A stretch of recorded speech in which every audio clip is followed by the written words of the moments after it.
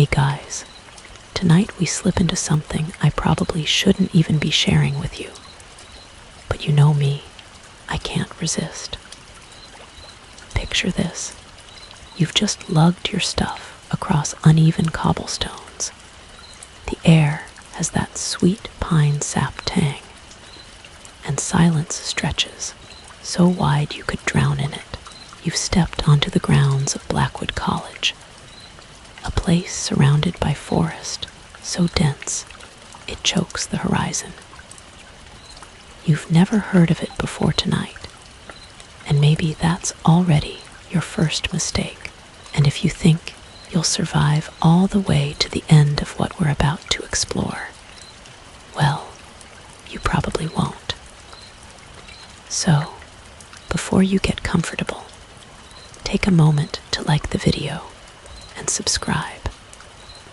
But only if you genuinely enjoy what I do here, and tell me in the comments where you're watching from, along with your local time.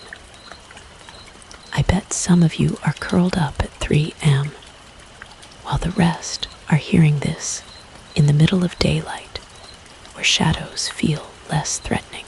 Now dim the lights, maybe turn on a fan for that soft background hum, and let's ease into tonight's journey together. You arrive at Blackwood College with a mixture of relief and uneasy excitement. The place is too small for its own good. Fewer than 500 students, one stretch of dorm halls, a cafeteria that still smells like disinfectant, and 4 battered lecture halls squeezed between towering pines. It isn't much, but you wanted quiet, right? You wanted that poster-perfect escape from city noise. Well, the silence here isn't peace. It's something deeper, heavier, and you feel it pressing into your bones, as if the air itself resents you for intruding. You pass smiling students, but their smiles linger too long, like masks pasted to their faces. Their footsteps sync strangely, a dozen different cadences falling into a nearly rhythmic echo on the flagstone paths. Nobody makes noise after dark. No one. That's the first thing you notice. A hush falls over the campus as soon as the sun dips. Everyone else seems to know what's coming, but you, poor fresh arrival, don't. You're told by your assigned roommate, Theo, that there's one rule that matters. One rule above academic probation, GPA, or late tuition. Periodic lockdowns. You nod politely because it sounds absurd. Mandatory room confinement. Blinds shut. Water sinks filled. Electricity killed. It feels like something born from a safety bureaucracy gone wild, but you catch the tremor in Theo's voice when he rattles it off. His tone isn't, "This is a silly school ritual." It's, "Don't joke about this, or you'll regret it." That night, in the dorm common area, you laugh nervously about it with other new arrivals. But the upperclassmen kill your smile instantly. Their silence is absolute.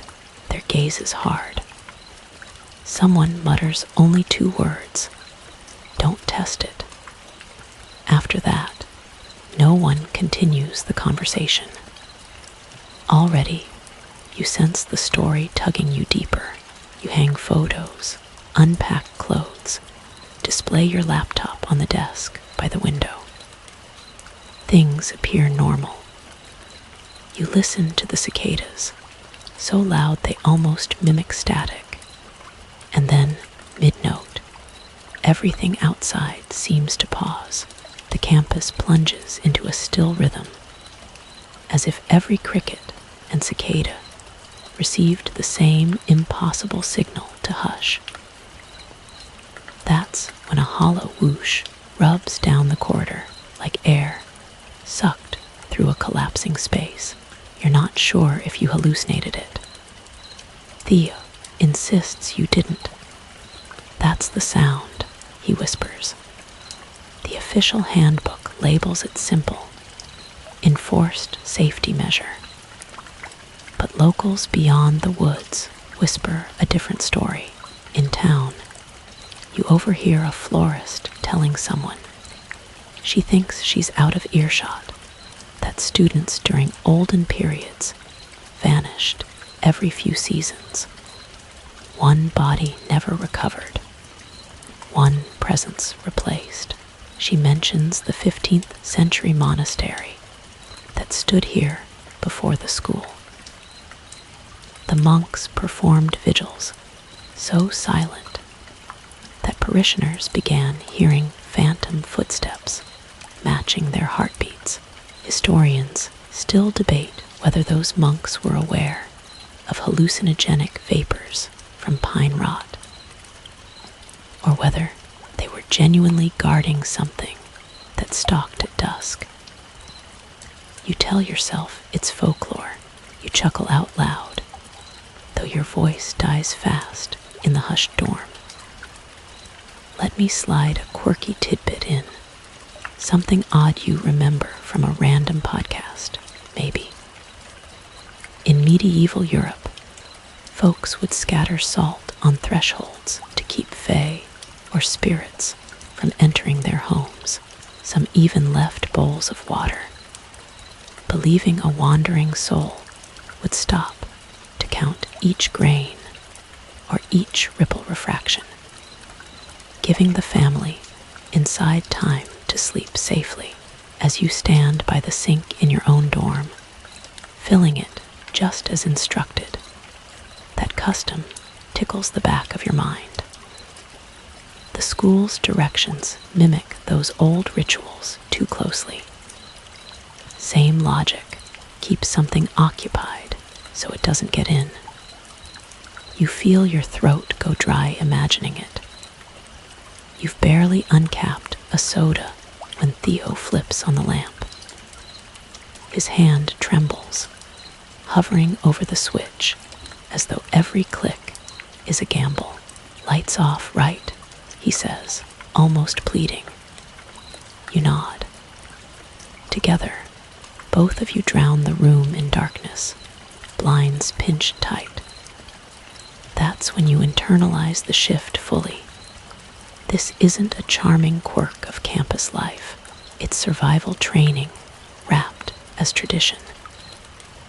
You wouldn't know it yet, but Blackwood's first victims dated back to its founding.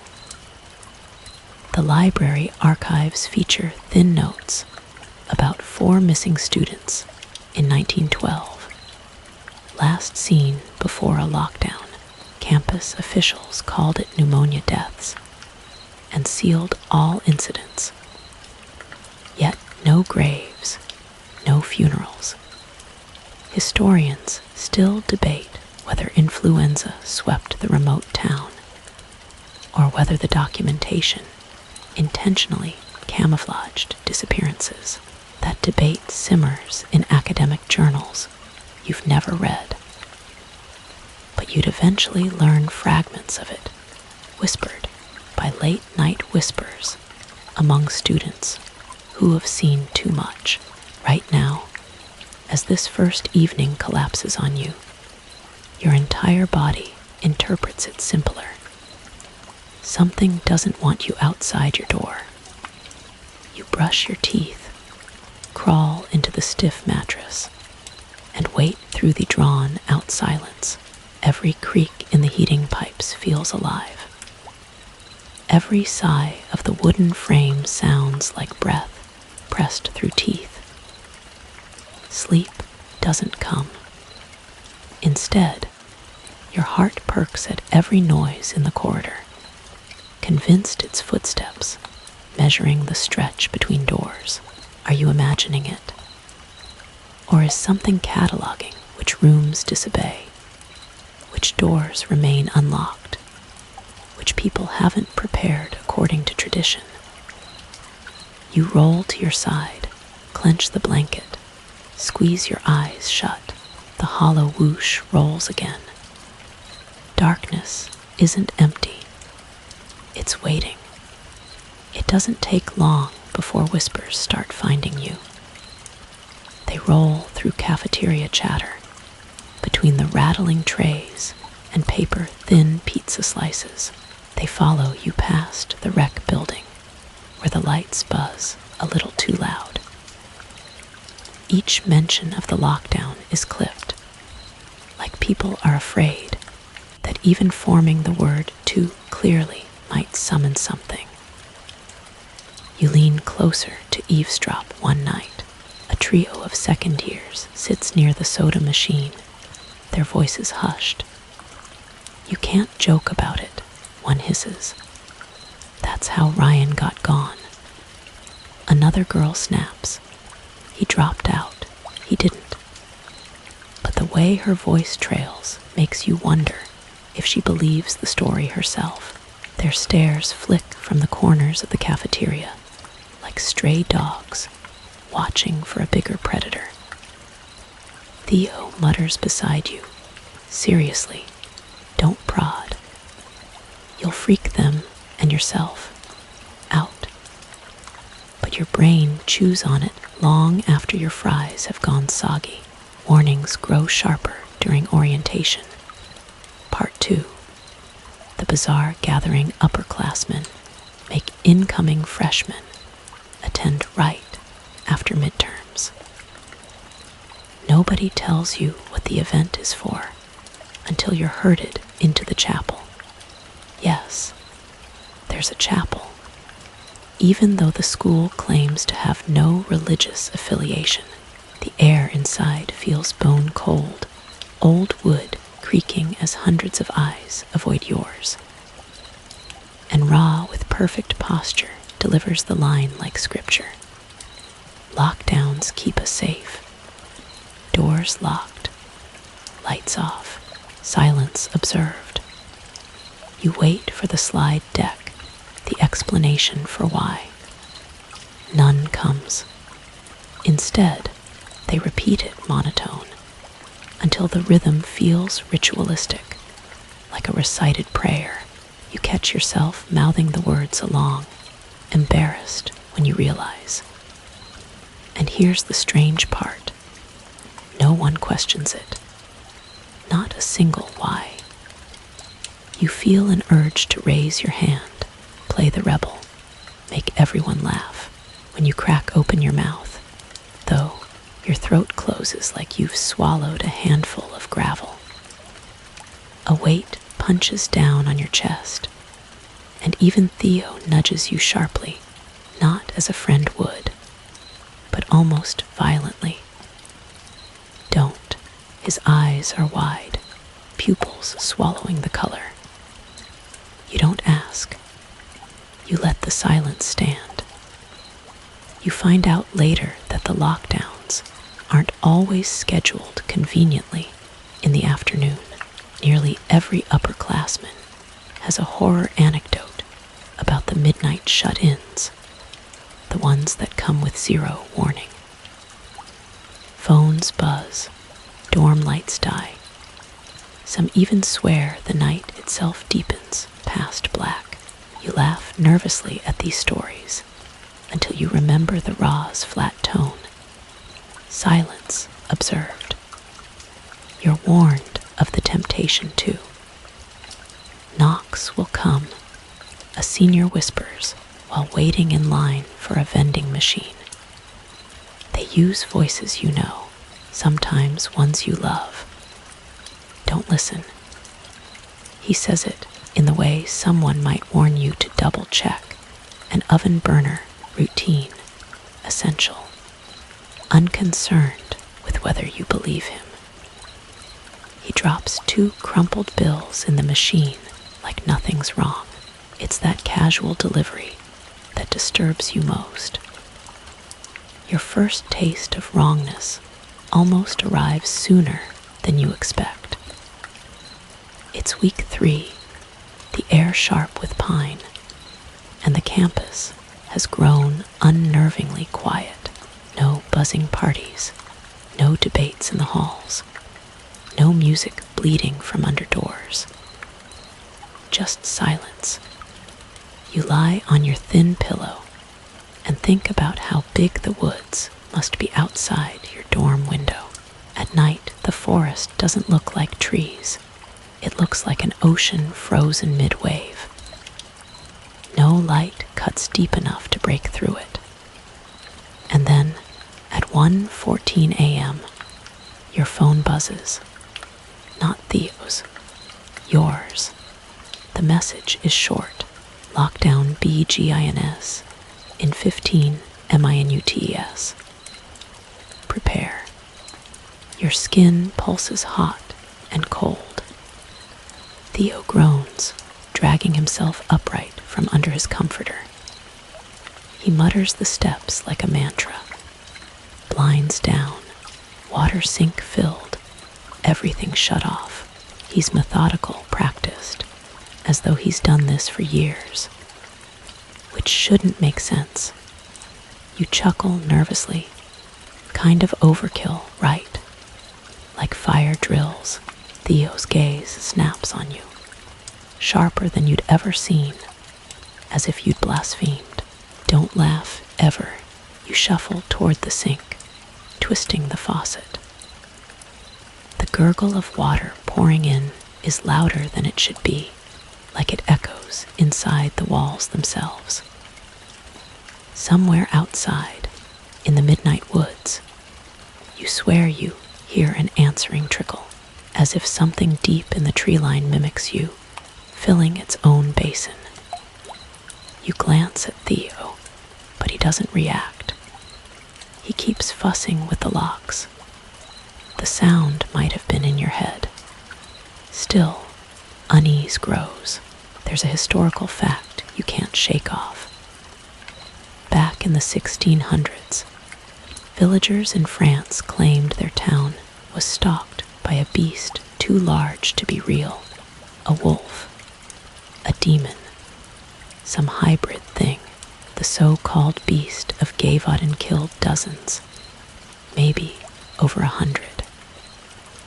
People said it only struck when bell towers fell silent, when whole villages hushed under fear. Historians still debate whether it was one monstrous wolf, several ordinary animals, or a population gripped by mass hysteria. But as you close your blinds and swallow the darkness in your room, the idea of mass hysteria feels almost comforting, because hysteria means there's nothing really out there. Right. But then, why do the walls hum as if trying to remember a sound you don't want identified? Campus shrinks at midnight. From 1,000 steps, it becomes 1,000 heartbeats. Somewhere upstairs, a girl muffles a sob. Somewhere on the grass outside, you think you hear something drag against gravel. Theo shoots you a warning look, finger pressed tight against his lips. He doesn't need to say it. Silence observed when the whoosh comes, suctioning through the corridor, sucking all breath and warmth. It feels like the whole world dimmed past black. Your pulse pounds so loud you fear it will summon whatever's prowling outside. You lie there in the void, and you understand the whispers at last. Lockdowns are the college's only defense. Question them, and you might not live long enough to receive expulsion. And then comes the inevitable test, a knock, light, gentle, on your door. The first true lockdown hits you like a guillotine. You're lying still, half convinced this is just campus overkill, when the air itself changes, thickening, tensing. It's not only the whoosh, that hollow sigh of the building exhaling. It's also that sudden stripping away of every comforting background hum.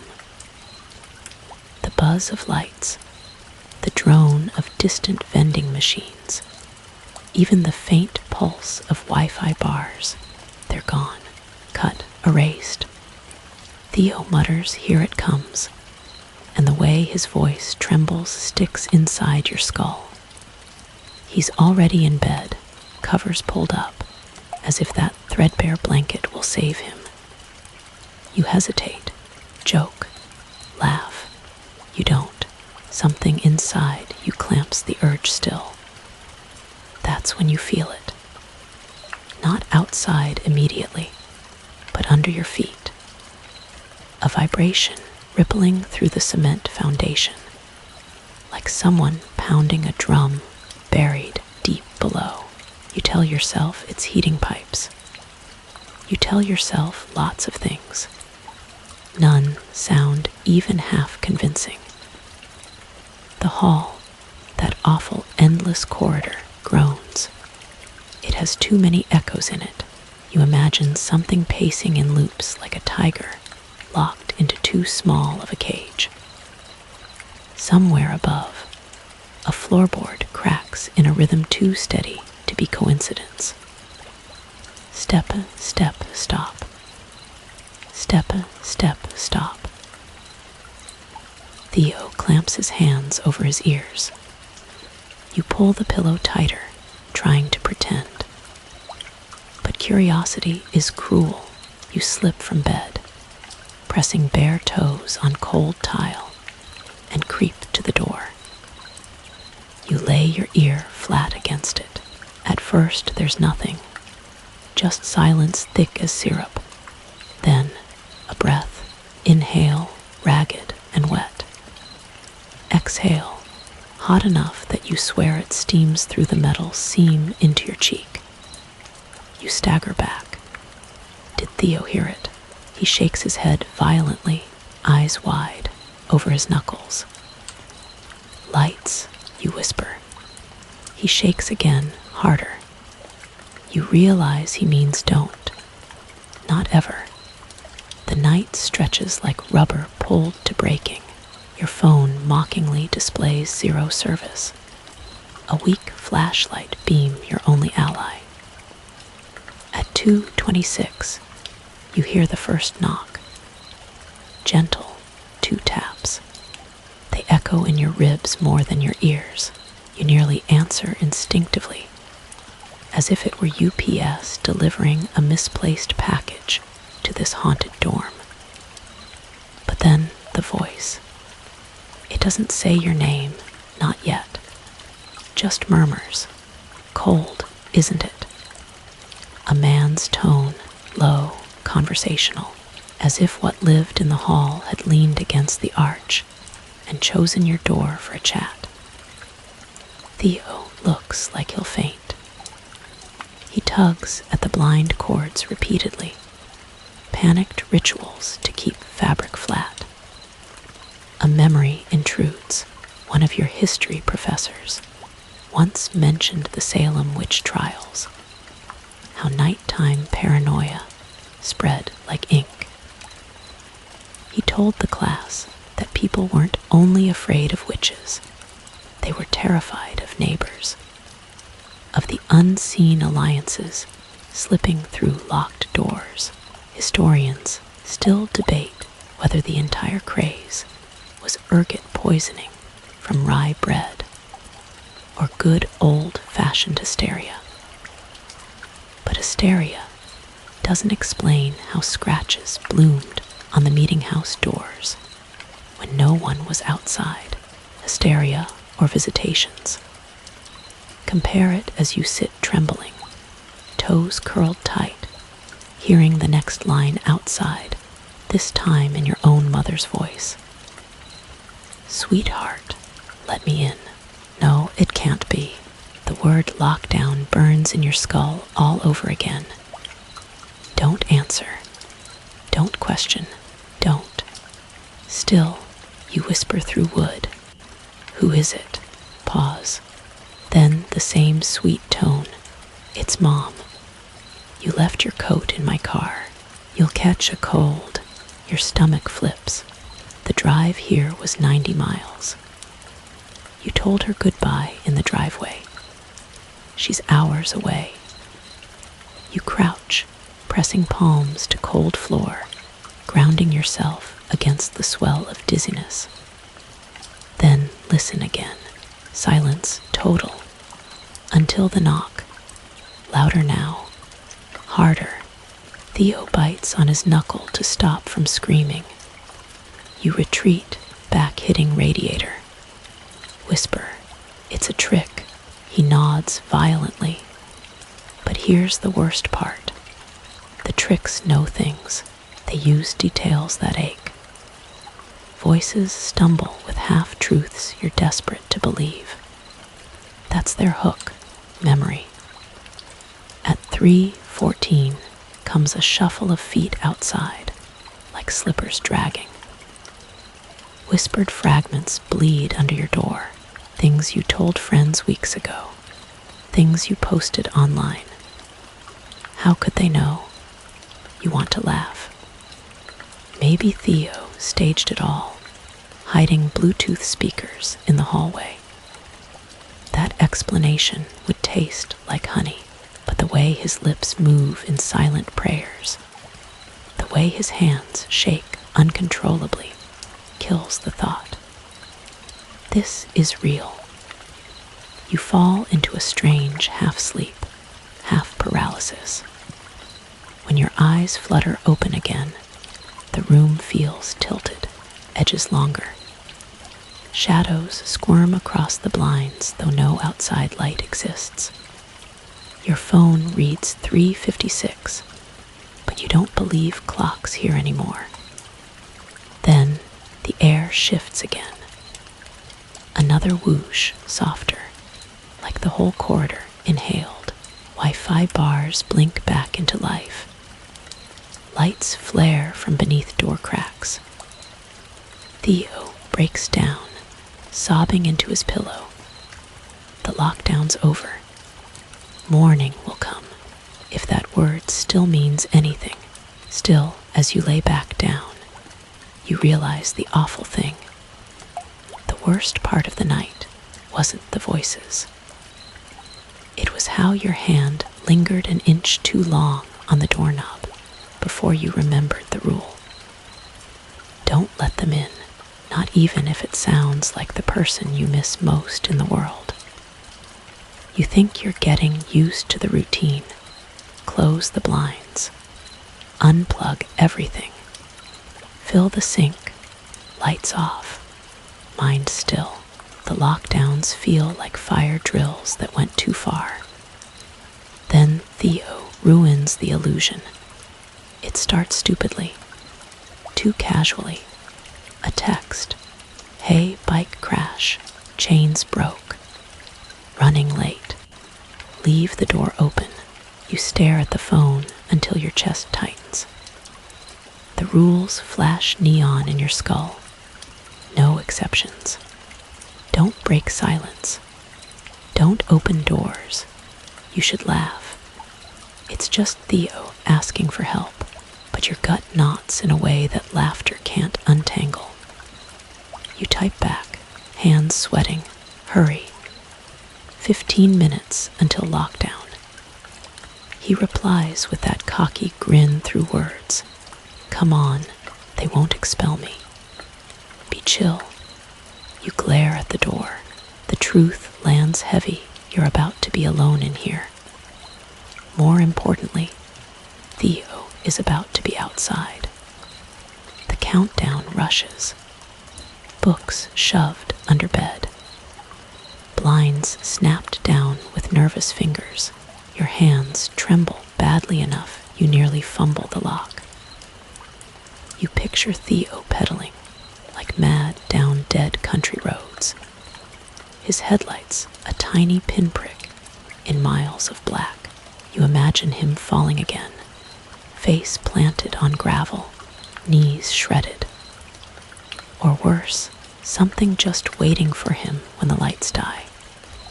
A buzz again. Card reader's dead. Come let me in. It's 2 minutes before the whoosh. You freeze, weight shifting toward the hall, away, back again. You want to help him. You want to save him. But the warnings roar louder. Remain inside no matter what. Theo must know. Doesn't he?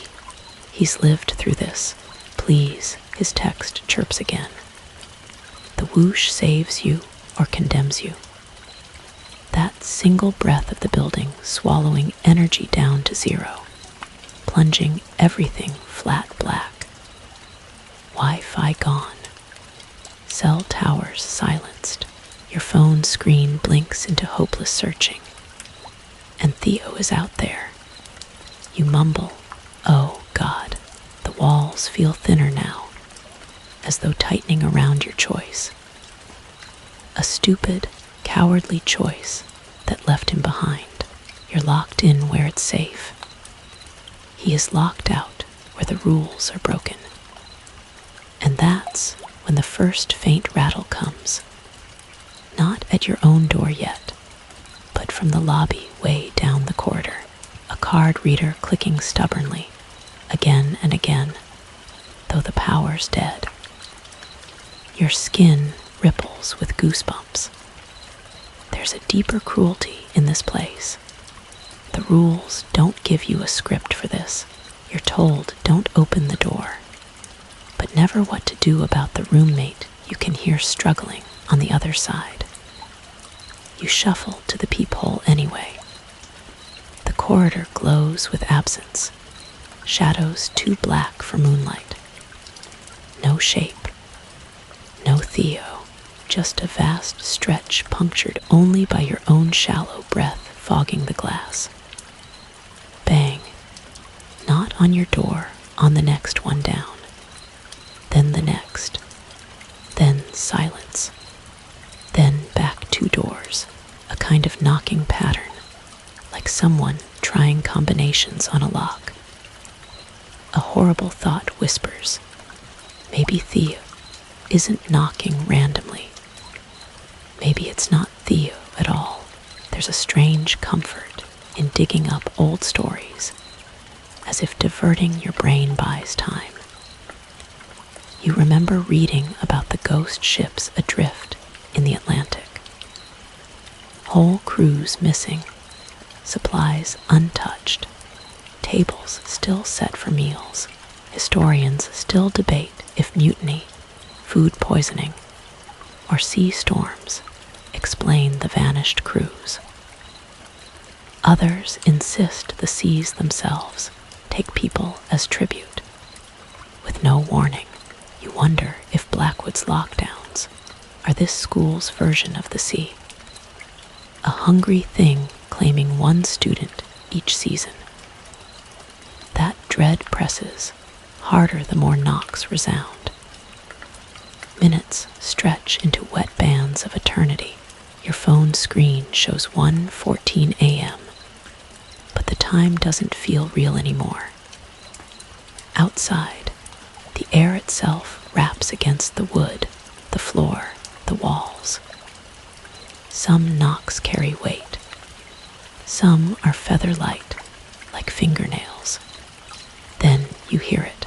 "Hey man, it's me. Open up." Theo's voice. Calm, like nothing's wrong. "You know me, right? I'm freezing out here. Let me in." You clutch your stomach. You'd prayed for his voice, hoped his texts would turn real, and now, faced with it, you're paralyzed with terror. He rattles the knob. You see it twitch. Your whisper cracks. "Theo, what happened to your bike?" Silence, then pressure, heavy knocking again. "Let me in, bro, it's locked. My card won't work." You repeat the question, louder, trembling. "Tell me about your bike." The tone doesn't shift. Same flat line. No hesitation, no stutter recalling the crash, no mention of the chain. Just the loop. Card won't work. Let me in. You retreat across the room. Bile scalds your throat. If that's Theo, he's forgot everything in under an hour, or he's not Theo at all. Time sags dangerously slow. At one point, the voice at the door, your best friend's voice, mutters, "I'm thirsty. Please." It is so raw, so drenched in exhaustion. You nearly buckle at the knees. Your fingers brush the knob again, and then in your mind, the raw's voice cuts clean. Any violation will be met with instant expulsion. But expulsion suddenly doesn't sound like the punishment anymore. Expulsion might be the last escape before something much worse. The knock dies off for an hour. You think he or it has left. Then, right as your eyelids lower, comes that brutal pounding, door shuddering like something heavier than human weight slamming its fists against it. Theo screams your name, screams that he can't keep running from it. The voice cracks, splinters, then says in a near whisper, "It's inside me now." Pain tears your chest. Blade sharp grief. You press your forehead to the wall and cry silently, even as the wood vibrates under his desperate fists. And here's the horror, that pit in your stomach that won't fade. Because deep down, you don't know if you just abandoned Theo to unthinkable torment, or if you saved yourself from something that wore his face like a mask. You stay awake to the bitter end of that lockdown. The whoosh comes in reverse.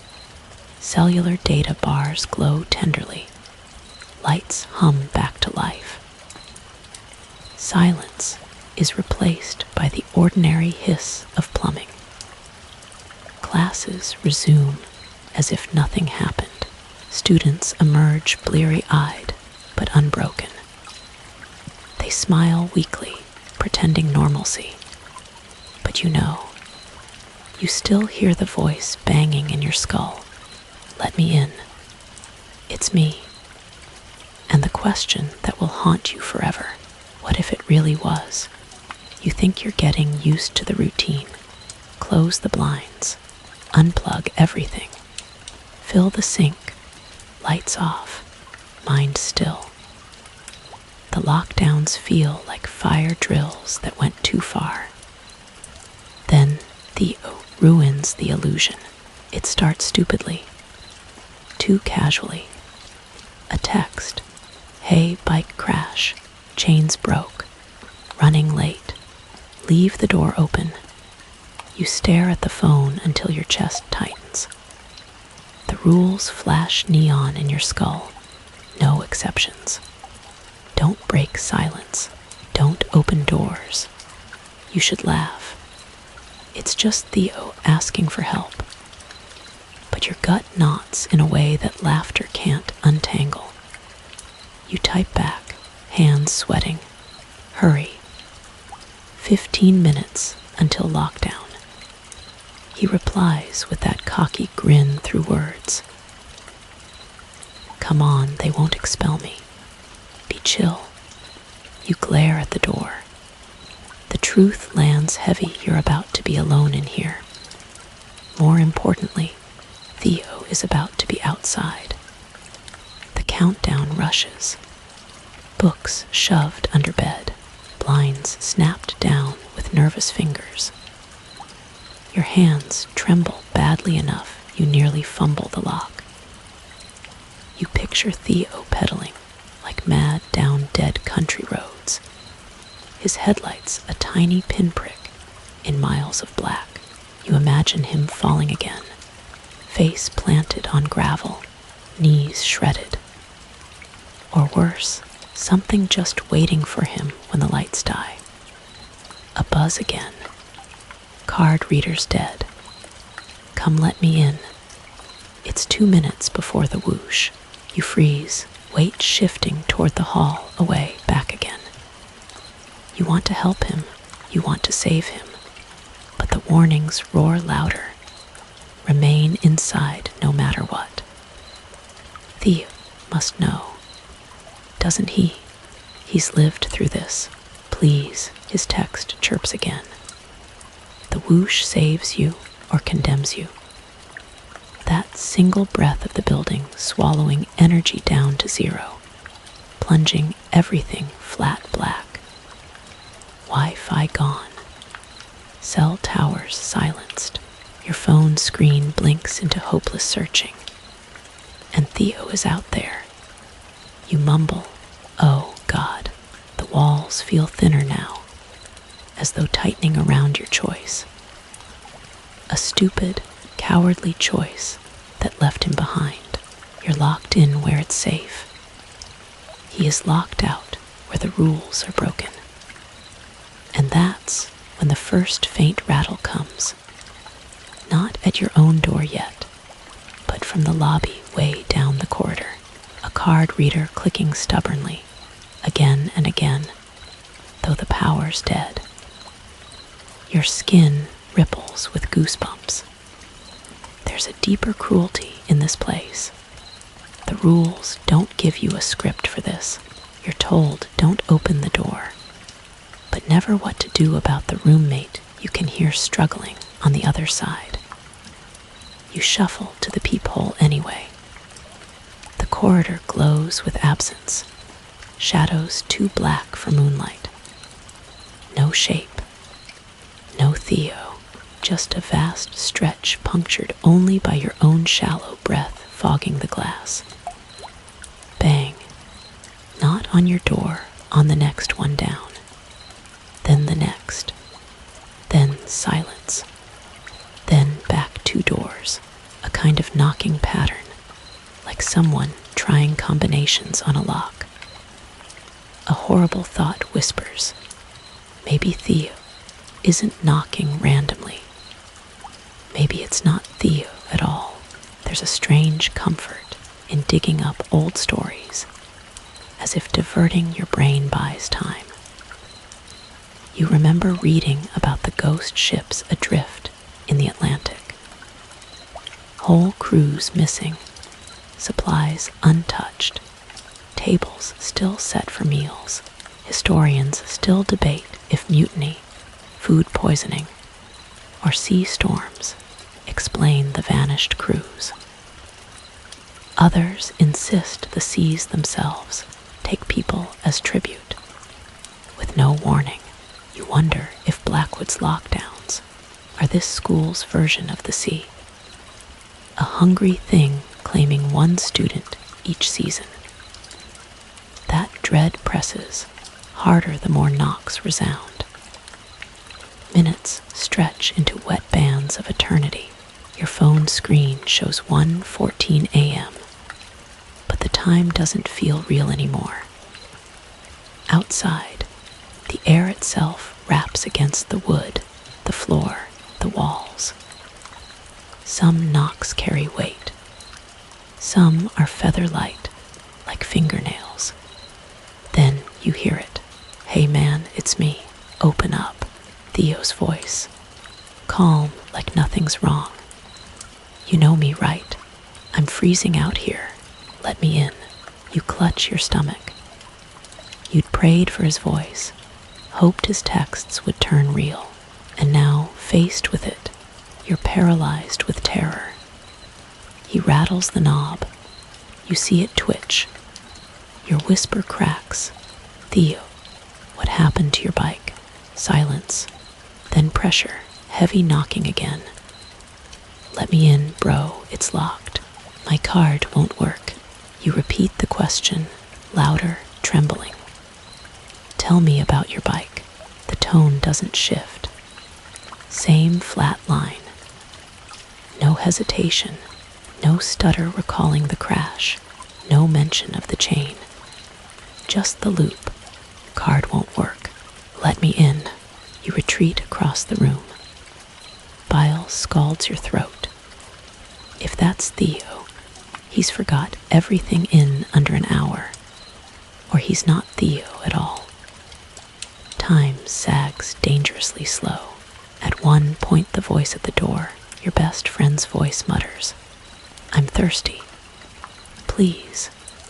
It is so raw, so drenched in exhaustion, you nearly buckle at the knees. Your fingers brush the knob again, and then in your mind, the raw's voice cuts clean.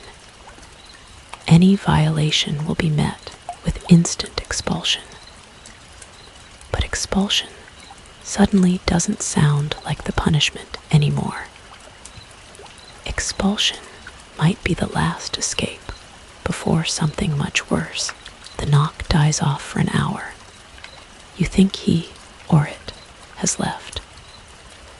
Then, right as your eyelids lower, comes that brutal pounding, door shuddering like something heavier than human weight slamming its fists against it. Theo screams your name, screams that he can't keep running from it. The voice cracks, splinters, then says in a near whisper, "It's inside me now." Pain tears your chest. Blade sharp grief. You press your forehead to the wall and cry silently, even as the wood vibrates under his desperate fists. And here's the horror, that pit in your stomach that won't fade. Because deep down, you don't know if you just abandoned Theo to unthinkable torment, or if you saved yourself from something that wore his face like a mask. You stay awake to the bitter end of that lockdown. The whoosh comes in reverse. Cellular data bars glow tenderly. Lights hum back to life. Silence is replaced by the ordinary hiss of plumbing. Classes resume as if nothing happened. Students emerge bleary-eyed but unbroken. They smile weakly, pretending normalcy. But you still hear the voice banging in your skull. "Let me in. It's me." And the question that will haunt you forever. What if it really was? It doesn't take long for the knocking to begin again. You almost prayed it wouldn't, that maybe you'd steeled yourself enough, prepared your nervous system for silence. Foolish. Silence isn't mercy here, it's foreplay. First, it's light, a tap-tap, like a neighbor politely returning borrowed salt. Your breath hitches because you know who it's supposed to be. "Brian, can you let me in?" It's Theo's voice. It has to be. But there's something wrong, even in that very first phrase. Too smooth, too measured, like an actor running lines. Theo never used your name that much. He'd have led with bro, or hey dude, or some messy stream of swears. This voice is deliberate, scripted. Tap, tap. The shape lingers on the other side. You try not to breathe, but something primal inside you wants to breathe louder. Maybe so the presence will acknowledge you're still alive. "Brian, my card isn't working. Can you please let me in?" Line 2, same rhythm, same inflection. If you looped them back to back, you'd swear it was a recording. You clamp your hands over your ears, but the knocks reverberate through the frame, into the floor, into your spine. More disturbing than the knock itself is the uncanny patience in the pauses. It gives you time to think, hope, dread, before speaking again. Always one of the two preset lines. "Brian, can you let me in?" "Brian, my card isn't working. Can you please let me in?"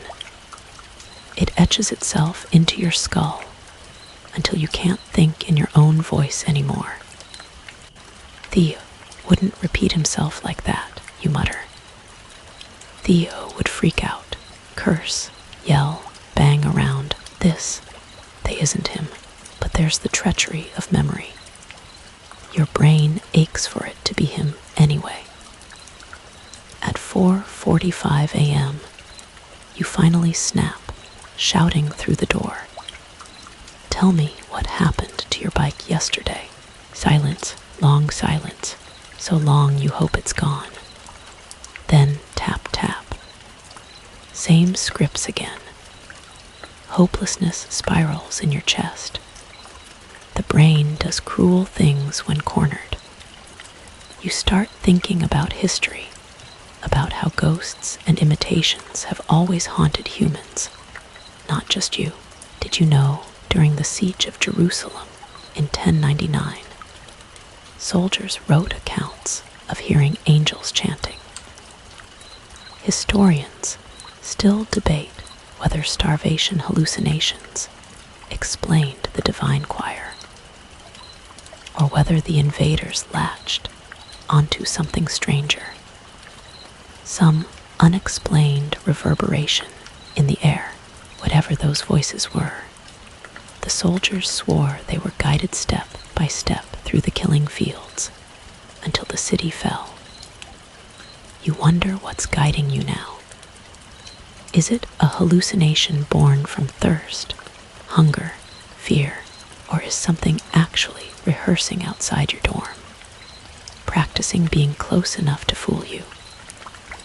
The knocking grows bold around dawn. Not that dawn means anything anymore. Just your phone insisting the sun should have risen. The window stays a slab of black. The air gets stuffier, heavier, like the breaths outside worm under the door and saturate the oxygen. You feel it in your lungs. You don't look well, the voice says suddenly. New, different. It's Theo's tone, but conversational, like a friend sitting on your bed. Open up, and everything will feel better. You fall to your knees, because that wasn't on the tape. That was improvisation. Some part of the script snapped. Stop, you manage. The voice laughs, short and awkward, as if it borrowed laughter, but didn't know where to put it. Brian, come on. Don't be cruel. Theo, if it is him, you're torturing him. If it isn't, you're resisting it perfectly. There's no way to win. The guilt feels heavier than hunger. Then comes the worst line of all. I don't want to be alone anymore. It lands not like theater, but like a knife.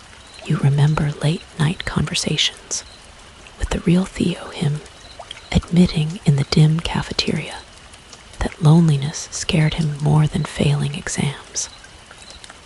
That small, quiet secret. Now it surfaces from the other side of the door. Your jaw trembles. How could it know?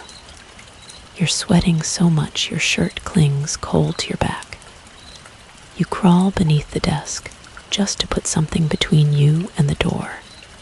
Like 2 inches of cheap plywood will actually matter. Tap, tap. Louder, louder, then pounding, relentless, until your walls shake like during earthquakes. Please, Brian, I can't stay out here. Line 1, broken with sobbing. But the sobbing, it doesn't sound human all the way through. It glitches, like a voice cracking in ways throats shouldn't. You slam your palms over your ears, squeeze your eyes shut. Start listing multiplication tables just to drown the cadence out. Anything to remind yourself you are you. At last, quiet. Blessed quiet. 20 whole minutes at least. But now your paranoia grows worse. Silence means it's left, or it means it's listening very, very close. Every shadow looks like it could conceal a mouth, forming your name. Every creak of the air vent sounds like lungs. You cough into your sleeve and wince. What if that was loud enough for Theo to know you're alive? When the new knock comes, it startles so sharp you bang your head against the desk, and this time the voice says, "Brian, it isn't me." Not anymore. You curl into the ball, forehead pressed against knees. Words don't leave your lips. The footsteps shamble away slow, taunting, as if to remind you this round is over, but there will be others. Your eyelids burn from exhaustion. Your throat scorches from thirst. And yet you are awake enough to acknowledge the truth. The real Theo might already be gone.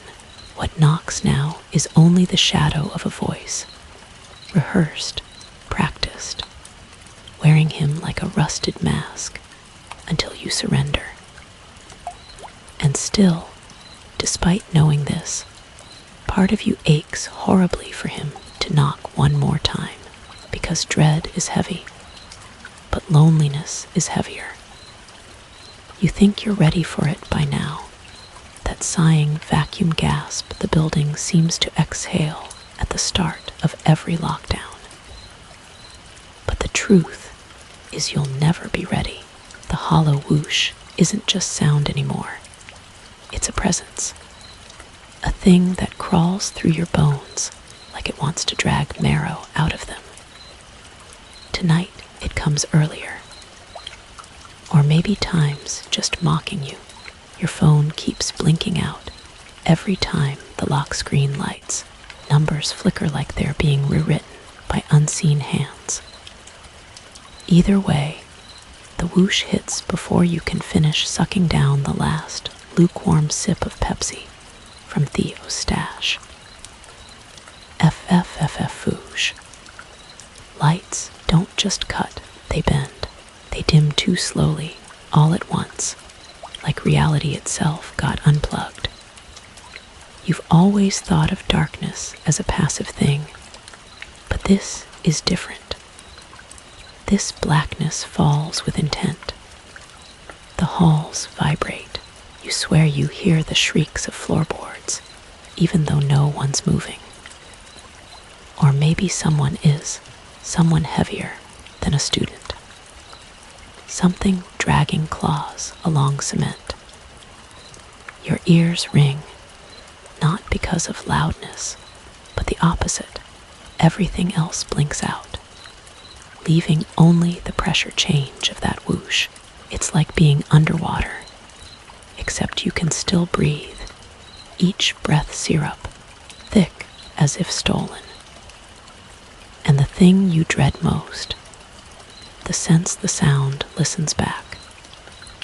Like the hollow space it makes in the world is a socket, and whatever's outside is waiting to plug into it. You remember in a random class, history of architecture. Maybe the professor talked about acoustic mirrors. Those giant stone dishes built before radar, designed to catch enemy aircraft noise miles away. She showed photos of one carved into an English hillside, eerie and useless now. Historians still debate whether they ever worked, or whether fears amplified imagination into hearing phantom bombers. That hollow whoosh in your hall sounds like the air itself has become a mirror, bouncing things toward you that you can't see. Echoes of footsteps, maybe never made. Theo once joked the school should make t-shirts, Blackwood where silence screams louder than sound. You didn't laugh then. You definitely wouldn't now. It doesn't fade either. The whoosh lingers. You realize it isn't a single exhalation. It becomes a pulse, a tide rushing in steady, breath-like intervals. Inhale, silence. Exhale, hollow whoosh. Again, again. The building itself has a set of lungs, and of course your brain does what brains do. It starts counting. Inhale, gap, 17 seconds. Exhale, rush, 3. Over and over, the beat clockworks itself into your nerves. You whisper numbers, rocking slightly on the bed, and somewhere upstairs, syncopated to your rhythm, comes thumping footsteps. 1, 2, 3, step, step, stop, whoosh, but then the pattern breaks. On the 10th cycle, before you finish counting, there's a stutter. The whoosh cuts short like something smothered the air's exhale mid-breath. The silence afterward is worse, suffocating, stretched, aware. You can't explain why. But you know something just turned its attention down your corridor. That's when the knocks restart. Not at your door this time, at every door. Rolling wave-like down both sides of the hall, a whole community of imitation voices. Let me in. Just open the door. Please, Brian. Sometimes they overlap. Sometimes it's perfect unison, timed to the inhale-exhale of the buildings, not lungs. At one point, the whoosh itself seems to shape into a word. You're not sure if you imagined it. It sounded like syllables pressed through vacuum. Whisper scrapes in the gust. Something close to in, you back against the radiator. Nails sinking crescent moons into your palms. Your voice cracks. Not real, not him, but you can't escape the thought. What if the whoosh is what drags the lost ones away, sucking their last breath into the machine of this place? What if Theo got caught in one of those exhales, body erased in a vacuum nothingness, leaving only echoes behind? You realize you're rocking harder now, borderline manic. You keep whispering facts to stay grounded. Humans can last 3 days without water. Historians debate the cause of Tunguska. People once thought comets carried disease. Weird trivia overlaps like a safety net. Here's another. In Japanese folklore, there's the Atako blind mediums who channel spirits through breath. People once traveled days to hear voices of their lost ones hissed through cracked throats. The hollow whoosh here feels like an entire building turned into one enormous medium, spitting the dead back through pipes and cracks. And you are the audience, the only one left listening. By what should be 3 a.m., the rhythm turns erratic. Whoosh, whoosh, double pulse, pause.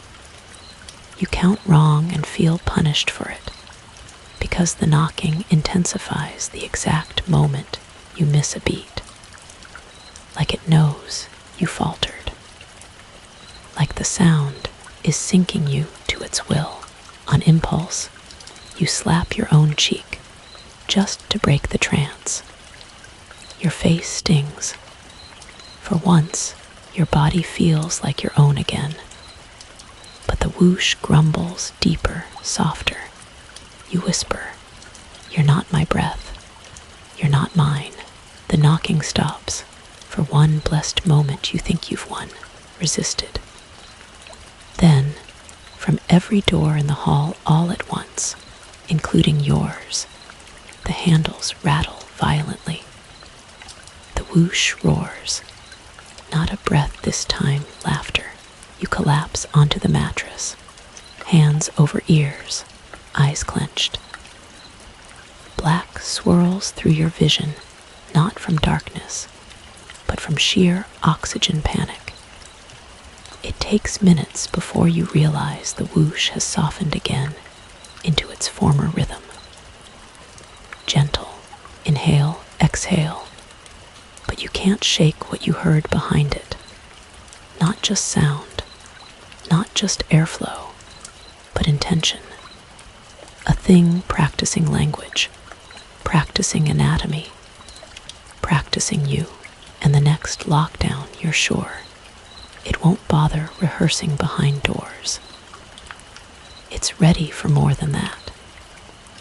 The problem with the dark isn't just that it hides things. It teaches your body a language of thirst and hunger you didn't know it could speak. Every swallow scrapes down your throat like sandpaper.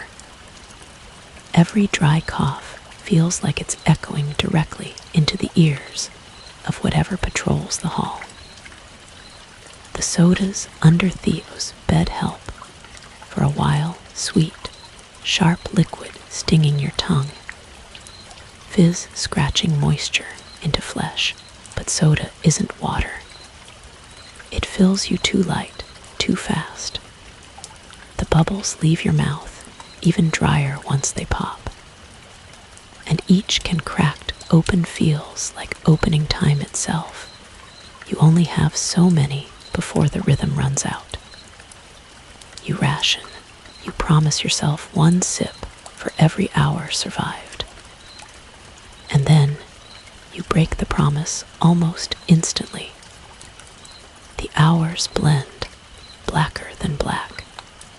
You can't even be sure morning or night exists anymore. Your phone insists it's 6:45 a.m., then 3:02 p.m., then 11:58 the next night. Everything bends into nonsense. What doesn't vanish, though, is sound. Oh, sound thrives here. The knocks no longer come in measured patterns. Now, they scratch lightly whenever your lids droop. Sometimes at floor level. Sometimes scraping along the ceiling above your bed. You never see a shadow. Just feel weight pressing the ceiling timbers, as though someone crawls directly over you on all fours. At one point, your exhaustion tips into hallucination. You swear you see the blinds glow faintly, like moonlight straining through. But when you peel them back half an inch, there is no light, only texture. Something pressed right against the glass from the other side, slick, wet, veined like the underside of a tongue. You slam the blinds shut so fast they snap hard against your knuckles. Your breath comes ragged. You mutter, not real, but the texture lingers in your mind's eye. You feel it crawl behind your eyelids every time you blink. You amuse yourself with scraps of fact. Anything. Keep the brain tethered so the hallucinations don't finish swallowing you. Did you know, in ancient Egypt, they buried jars of water with the dead, believing thirst haunted the afterlife as cruelly as here? Historians still debate whether those jars were symbolic or meant to tide revenants over on journeys across the desert to the underworld. Right now, the concept doesn't feel symbolic. You would kill for one clay jar of clean water to press against your lips. Isn't that ironic? You're in a building built for learning, and here you are, reduced to a creature, begging the walls for moisture. Theo's voice returns sometime later, a time that means nothing.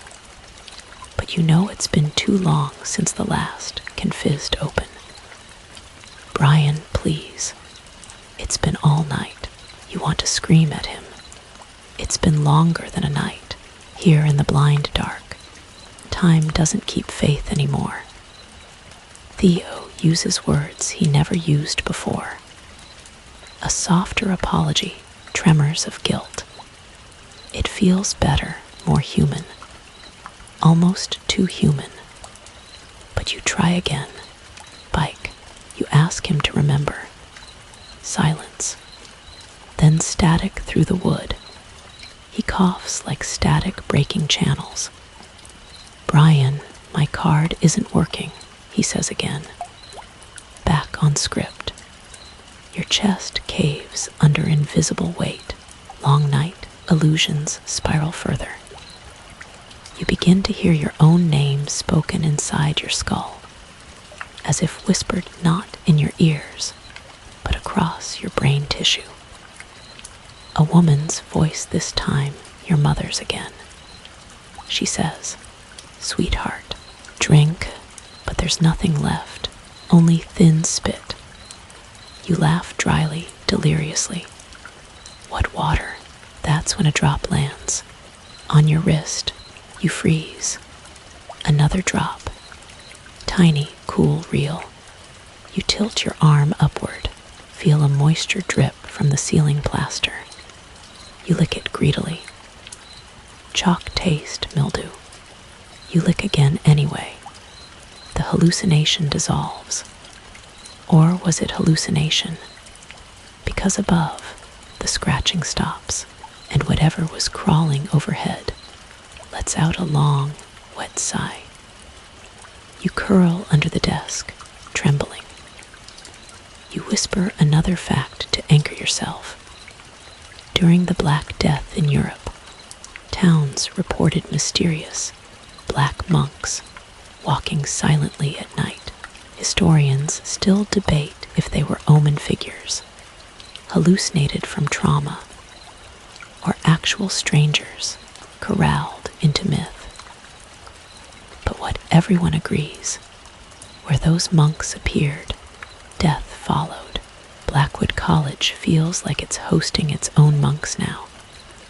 You just can't see their robes, only hear their nails, only taste their offerings.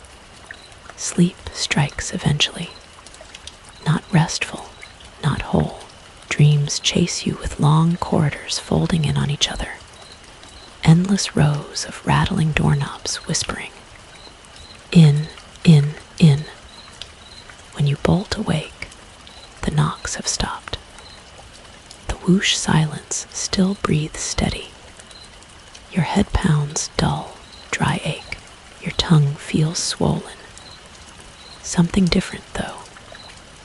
The whoosh, its exhale carries faint rattles this time, like glass bottles in the tide, like something dragging a bag of hollow bones down the hall in sync with the rest of the rhythm. You curl around your own ribs and grit teeth until gums bleed. Blood's iron warmth feels like the only liquid you have left.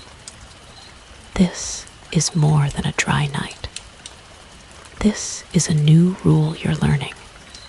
Deprivation isn't just collateral here. Deprivation is part of the test.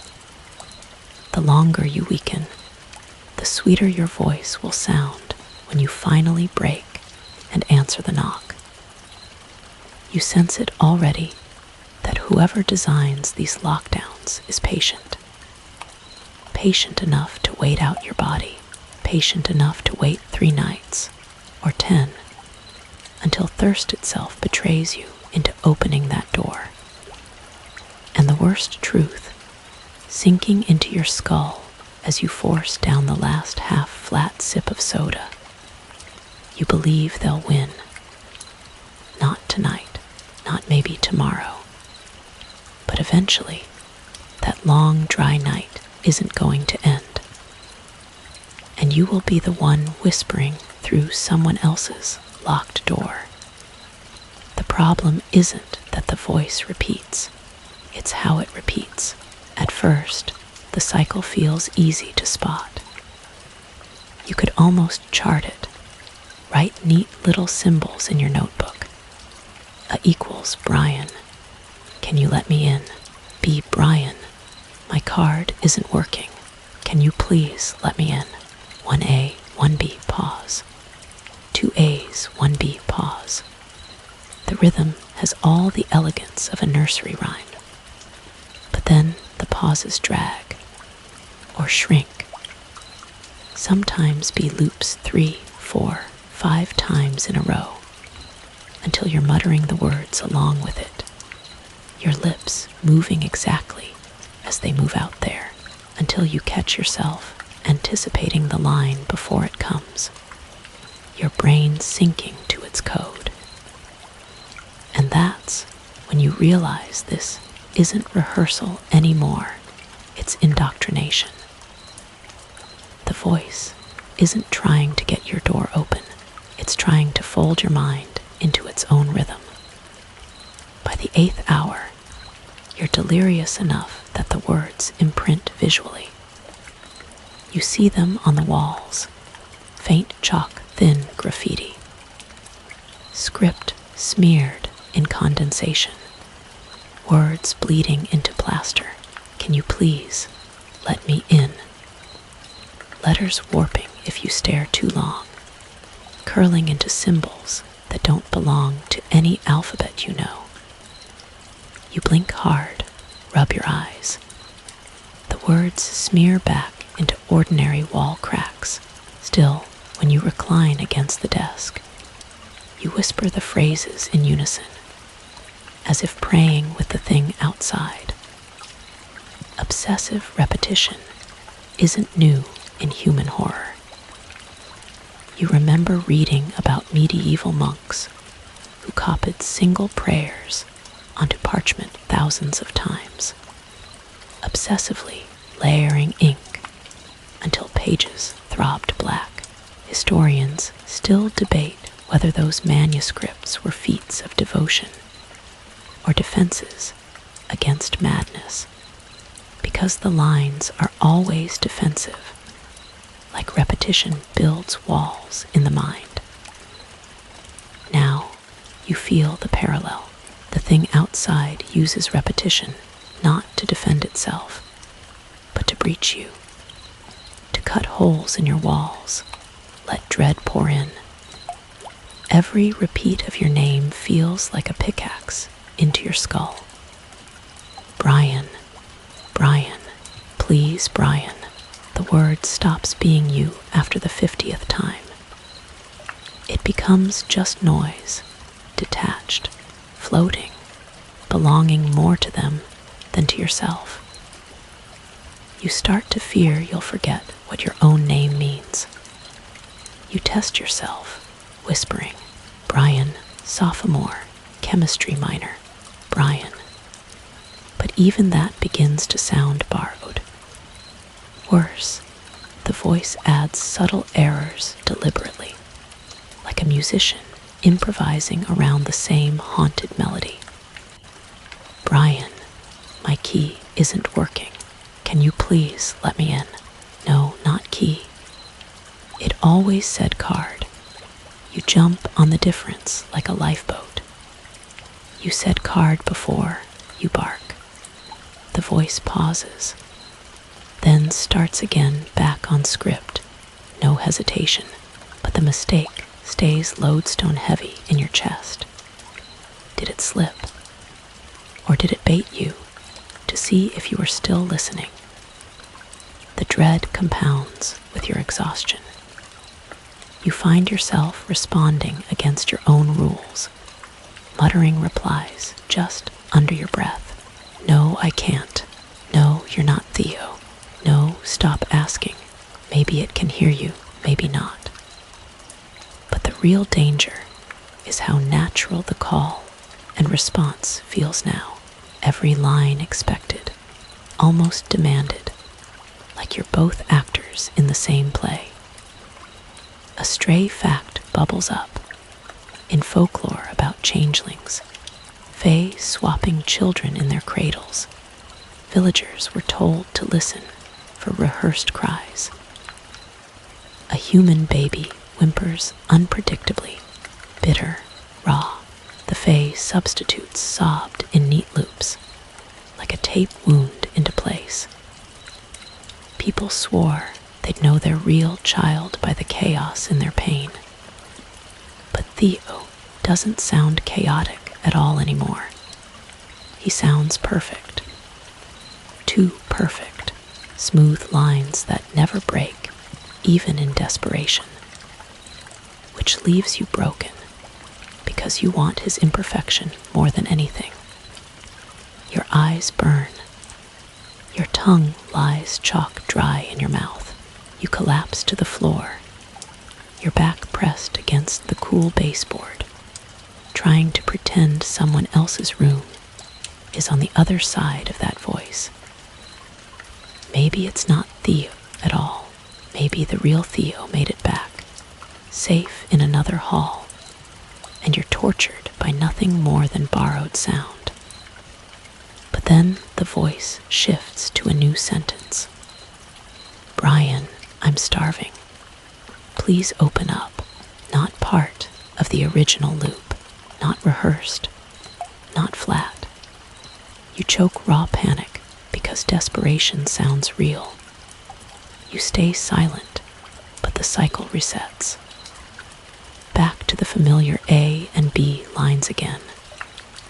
Over and over until your eyelids flutter, heavy as lead. You dream of chalkboards filled edge to edge with let me in, let me in, let me in. Until every square is black. Until the chalk breaks teeth sharp against your gums.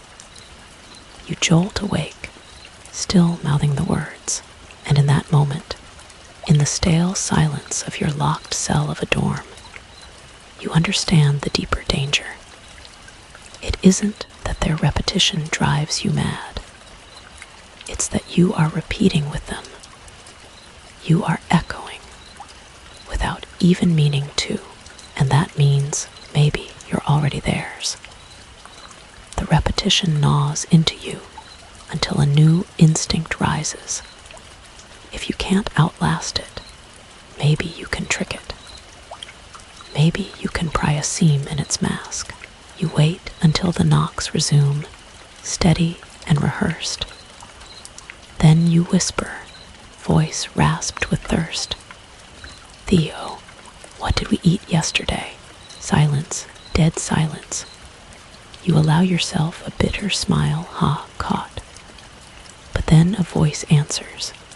Sandwiches, turkey and Swiss. Your stomach plunges.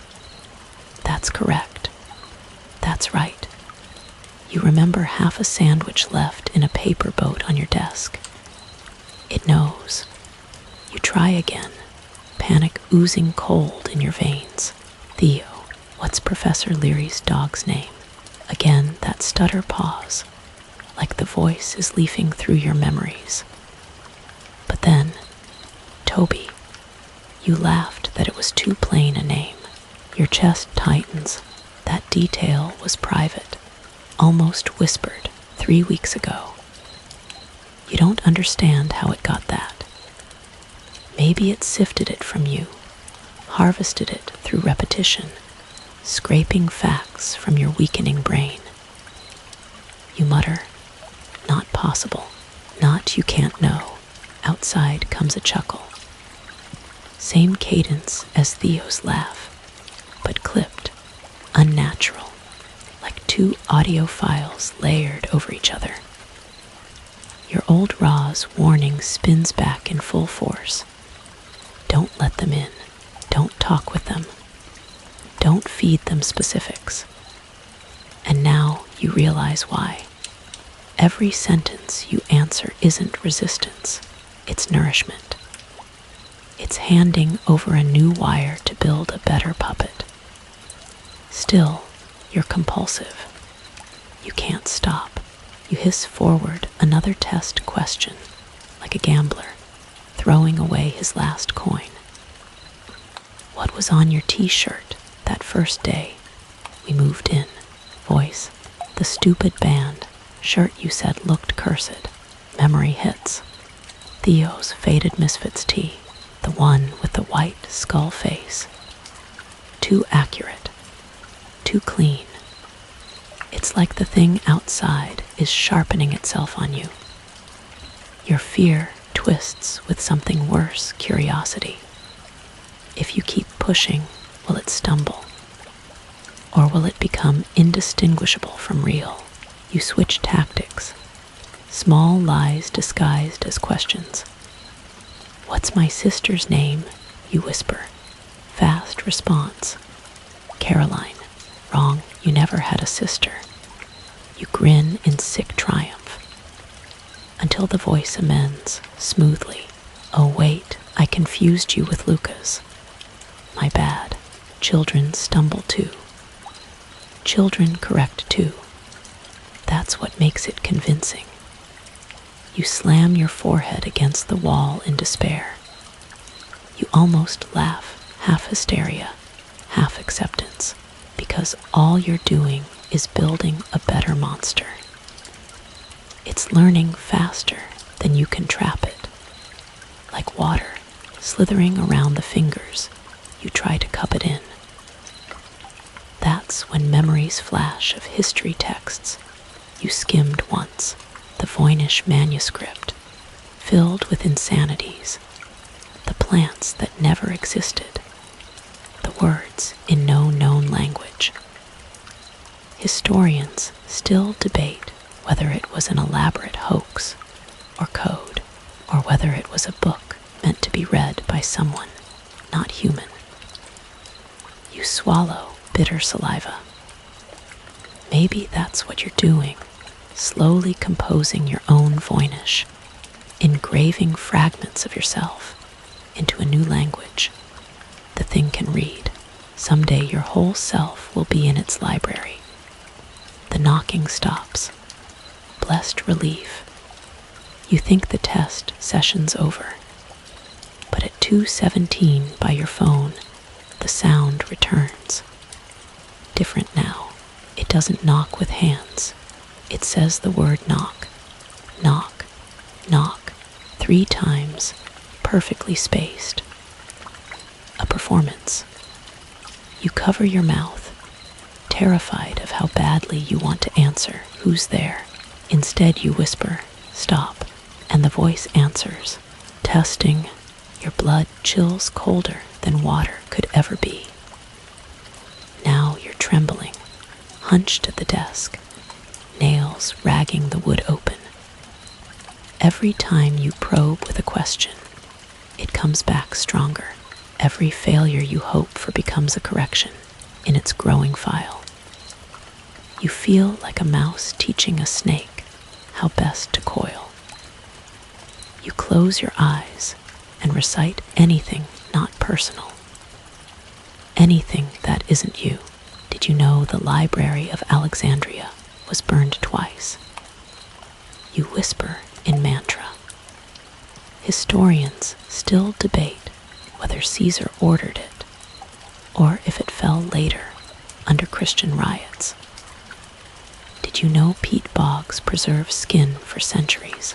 Did you know? Random trivia, junk data, a firewall for your mind. The voice shifts tone, irritated. "Brian, what are you talking about?" You seize on that half-second lag, like oxygen. It doesn't like non-personal noise. It can't use trivia. Only warmth. Only you. And so you spit fact after fact until your throat feels like shredded parchment. You can almost sense the thing pacing, restless, on the other side.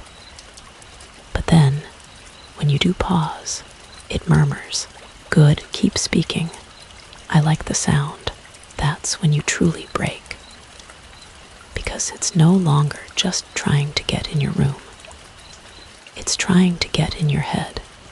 And you've already left the door unlocked. Even the repetition has limits, yours, not theirs. The only way forward is distraction, refuge in investigation. Anything to pull you out of the endless dialogue loop with an imitation that's becoming too convincing. So, in the intervals between knocks, you search. Not online signals long gone, but you scavenge your desk drawer for that crumpled Blackwood student guide, half promotional fluff, half neglected history, most pages you'd skimmed before. Boilerplate about small class sizes, the community meal plan, the walking trails through the forest. Yet tucked at the back, past the glossy photos of smiling professors and pumpkin-lit autumn quads, you find something raw scans of older documents, meant to look quaint, the college stretching its arms into the 19th century, showing its longevity. But you see through the marketing. There are dates, too early, mentions of a monastic order predating the college, and between slides, faint notations that jar against the smiles and banners. Monastery vigil protocols remain. You read those 3 words again. Remain. Suddenly, the lockdown doesn't feel like innovation. It feels like inheritance. The notes say little more scraps about vigils, fasting, silence. But it's enough. Combined with whispers you've caught since day one, this clicks into something older. You remember a professor offhandedly mentioning the campus had been a religious institute before secularization. Blackwood Priory, he'd called it, absently. He joked that monks loved seclusion, but monks always prayed with discipline, in rhythms designed to outlast night. Could it be the lockdowns are just the stripped, bare skeleton of that same ritual? Fasting turned into deprivation. Silence as survival, never opening to voices. The fact chills you. Maybe students aren't participants in a cruel modern tradition. They are carrying on containment the monks never finished. The radiator rumbles, making you jump. You whisper a grounding fact. In the 1690s, Icelandic monks reported voices crying outside their cloisters for 3 whole winters. Historians still debate whether it was volcanic wind howls or folktale exaggeration, but the notes say monks held the walls with faith until the sounds moved on. But here, the sounds never moved on. No one ended them here. So Blackwood College codified the silence into law. Periodic lockdowns, not academic bureaucracy. A choir of vigilance dragged down centuries. You look up from the pamphlet and catch a horrible new detail. The campus slogan, printed bright at the bottom of the page, Blackwood, where tradition protects us. You'd laughed when you saw it on a banner in September. Now, it feels like a confession. Protection not from outsiders, not rival schools, but from what paces the corridor right now. You drag your dry tongue across teeth and force the words into air. This is a monastery with no monks. It makes the room colder. Like speaking the truth feeds the walls themselves. Outside, a knock taps softly, not urgent, almost approving. You bite your lip until blood beads. You won't give them satisfaction. The guide mentions one more detail, the bell tower. You never noticed a bell tower, but maybe it's hidden beyond the trees, crumbling. If monks maintained vigils, they'd have wrung out hours during silence, marking survival cycles through endless nights. An image hooks your brain. What if the hollow whoosh isn't random? What if it's an inverted bell strike? A tolling turned inward, shaking air instead of singing outward. Blackwood didn't invent the lockdowns. They inherited the bell, twisted into a vacuum. Another scrap of trivia clings to you. In medieval Europe, entire churches were built around relics where supposed saints had battled demons back into pits. Fasting, prayer, bells, all woven ritual into the walls. Scar tissue to keep evil at bay.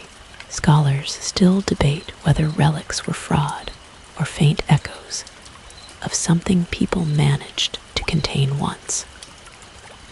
What if your entire college is a relic? Not old books and towers, the practice, students repeating silence as monks once did, decade after decade, not even knowing why. And one wrong night, if the practice slipped, if doors cracked open, they'd come flooding in. Your skin prickles, the knocks have gone quiet again. The silence is paradoxically worse. You half expect to chant next, the whole hallway erupting not in knocks, but in chorus. You whisper to yourself, I'm just a sophomore. I didn't sign up for this, but in the back of your mind, you hear the orientation leader's words. Drained of cheer, remember only this rule. Silence saved them. Silence saves you. You think you finally understand the tone of her voice when she said it. Curiosity tempts you further. There's one place you haven't checked, the library's oldest section, locked during some hours dusty. What if there's more? Journals, records of students before you. Of course, leaving the dorm in a lockdown is suicide. And yet, you sense the next reprieve won't last. You may have to try. The monks fought in rituals of silence. But you are not a monk. You are a starving kid with a can of soda as sacrament. And sooner or later, tradition may not be enough. Above your head, the pipes groan in rhythm, almost melodic this time. The hollow whoosh answers, like a bell tolling backward.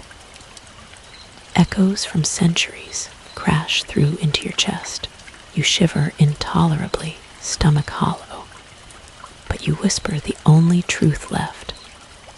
This college isn't meant to teach. It's meant to hold, and somewhere in the black, something chuckles like it agrees. The hall has been quiet too long. That's never mercy, it's set up. You drift in and out of shallow sleep, every bone aching with dehydration. The soda cans are gone.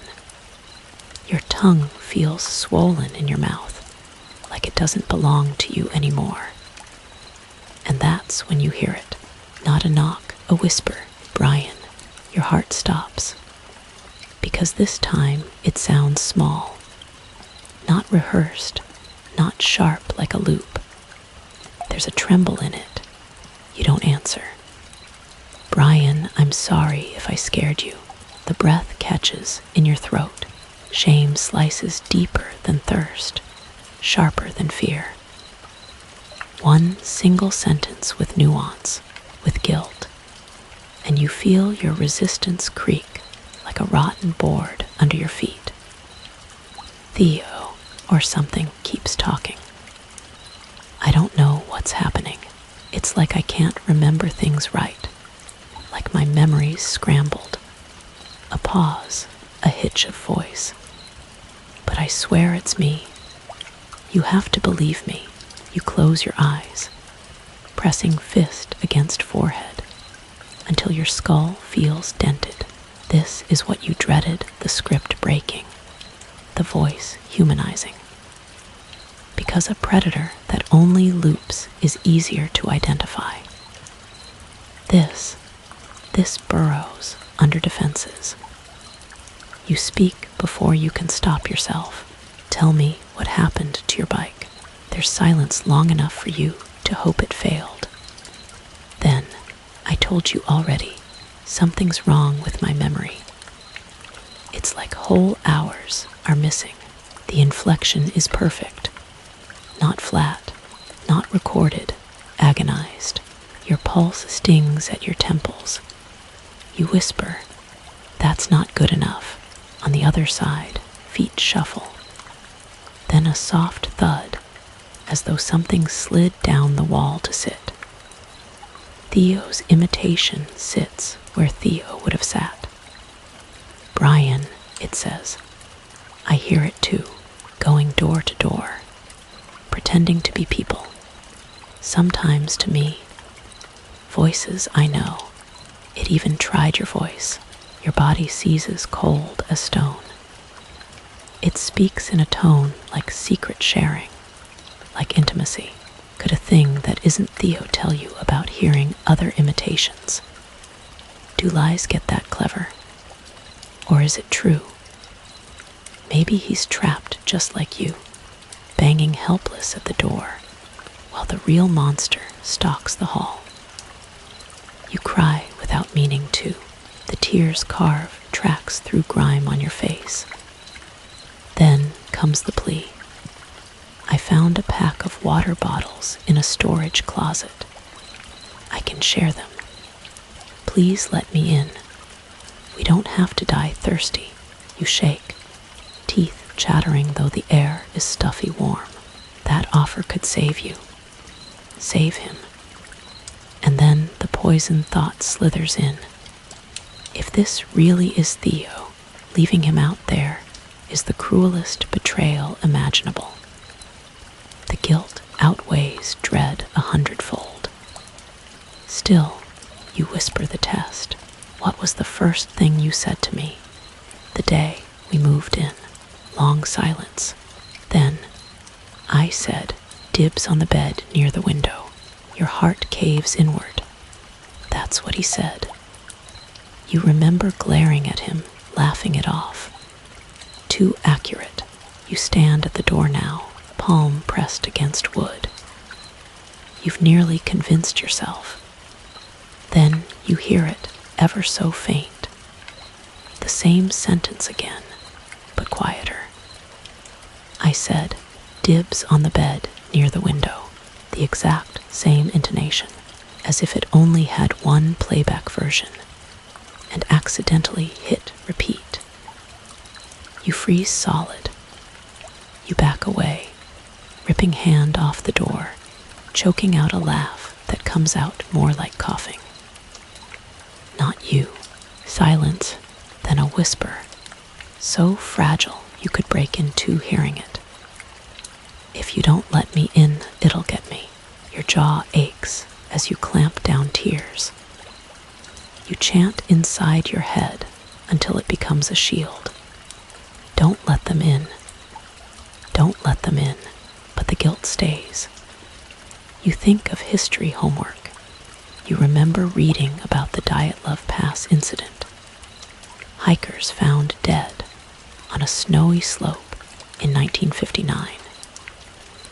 Historians still debate the cause, avalanche, secret tests, or something less rational. Some bodies had clothing ripped off. Some had crushed bones without external wounds. The strangest part, many of them cut their way out from inside their tent. People wondered, what terror could drive you to break the only barrier keeping you safe in a blizzard? You understand them now. The tent, the door, the unbearable pressure to open, even when you know death is outside. Maybe the Dyatlov group heard familiar voices too. Theo's voice, or what wears his face, breaks into sobs. Not mechanical this time. Wet, hiccuping sobs that crash straight through your armor. I can't be alone anymore. That sentence stabs worse than any knock ever did. Because that's what Theo once admitted to you on a rainy night first year. Loneliness scared him more than failure. The thing knows what to use, or maybe you crush the thought. Maybe it really is him. How could I know? You croak into the silence. Tell me how. The sobbing halts. Long pause, then soft as a moth's wing. You can't. You collapse onto the mattress, convulsing because those two words feel too true. You don't hear anything after that. No more knocks. No pleading. Just silence swallowing everything. And you lie there staring at invisible shapes in the ceiling, realizing the deadliest weapon isn't imitation, it's doubt. They don't need force if they can turn you against yourself. And you know with a sour churn in your gut, he'll return. With better details, with better tears, with better truth. Because if it really was Theo, you'll carry the guilt forever. And if it wasn't, someday you'll still answer, just to quiet the not knowing. When the silence stretches longer than usual, you almost sigh relief. Almost. But relief is bait, and you know it. Because silence never means gone, it means closer. At first, it's faint as static, the kind you'd blame on pipes contracting or rodents in the insulation. But then you feel it in your teeth. A scratch, long, deliberate, right between the drywall panels. You jolt up, skin electrified. SCRRRRK. Stop. SCRRRRK. Stop. Not frantic like an animal burrowing. Patient. As if it's mapping the grid lines of your room from the inside out. You press your ear to the wall, heart pounding. The sound freezes, holding its breath like you are. Then comes a tap from inside the plaster, directly against your ear. You leap back so hard you nearly topple the desk. It moves after that, upward, sideways, between studs and beams, above the ceiling, like something isn't knocking from the hall anymore. It's inside the walls themselves. You think fast, clawing for any rational explanation. Squirrels, pipes, rats, but rats don't whisper. Yes, the word vibrates through plaster, not air, like vocal cords grown inside wood. Another whisper, stretched thin into dust. Please, you stagger back, bile tight in your throat. It doesn't even need doors anymore. The structure of the dorm has become its lungs. You remember reading about stone tape theory. Ghost hunters theorized that buildings absorb events, releasing them like tape decks when conditions align. Historians still debate its origin. Victorian minds had reports of voices humming in the rock, machinery off, tunnels deserted. Rationalists said it was air pressure. Believers said the earth itself remembered suffering. Blackwood feels like that theory inverted. The building doesn't replay, it participates. Walls and beams are no longer passive shelter. They've become instruments. Another horror. You realize they may not need to get in because you already live inside them. You slap your palms over your ears, reciting facts again. Any facts. The Great Fire of London started in a bakery. 1666. Half the city burned. The plague receded afterward. Facts, numbers, years. It steadies you, barely an inch. Then the scratching resumes. Closer. Under the floor now. Something slides along the concrete slab, dragging nails or bones. You can't stop hallucinating images. A body stretched flat against the underside of your floor, belly scraping as it drags across. Whispering up through the boards, you shove your mattress onto the ground, crouching in a corner like that thin buffer could save you. And that's when your desk chair moves. It squeals softly, slow rotation. You had wedged it firmly under the desk before. Now it drifts, subtle, like the floor beneath shifted. No, like something beneath pushed it. Your breath goes shallow. You whisper, Theo, too weak to resist the desperation. The wall answers, Brian, but it's not playful, not crooned like before. It's whispered raw through plaster powder, each consonant rattling drywall screws. It shouldn't be possible. Drywall can't bend sound like that. Yet here it is. You try to scream, but your throat won't allow it. Dryness locks your voice. The scratching continues until it traces behind every bookshelf, every baseboard, then silence. True silence, the heaviest yet. You cling to it like a rope. Maybe it gave up. Maybe that was just demonstration. Then 3 faint knocks. Not from the hall, not the door. From inside the wall, exactly where your bed used to rest. Your blood fizzes black. You pulled the bed days ago, which means it was waiting there. If you'd slept in the old spot, 3 inches of drywall wouldn't have been between you. Just your back and it. You curl trembling on the floor, somewhere inside the building. The whoosh exhales or laughs. You can't tell anymore. If it can use walls, pipes, foundations, then a door won't matter in the end.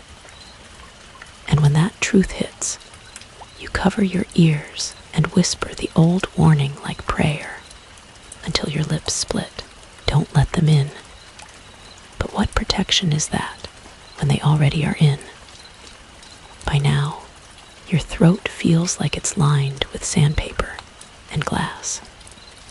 Every swallow grates, every breath rasps, as though your lungs are swelling closed. You would give anything for a sip of water.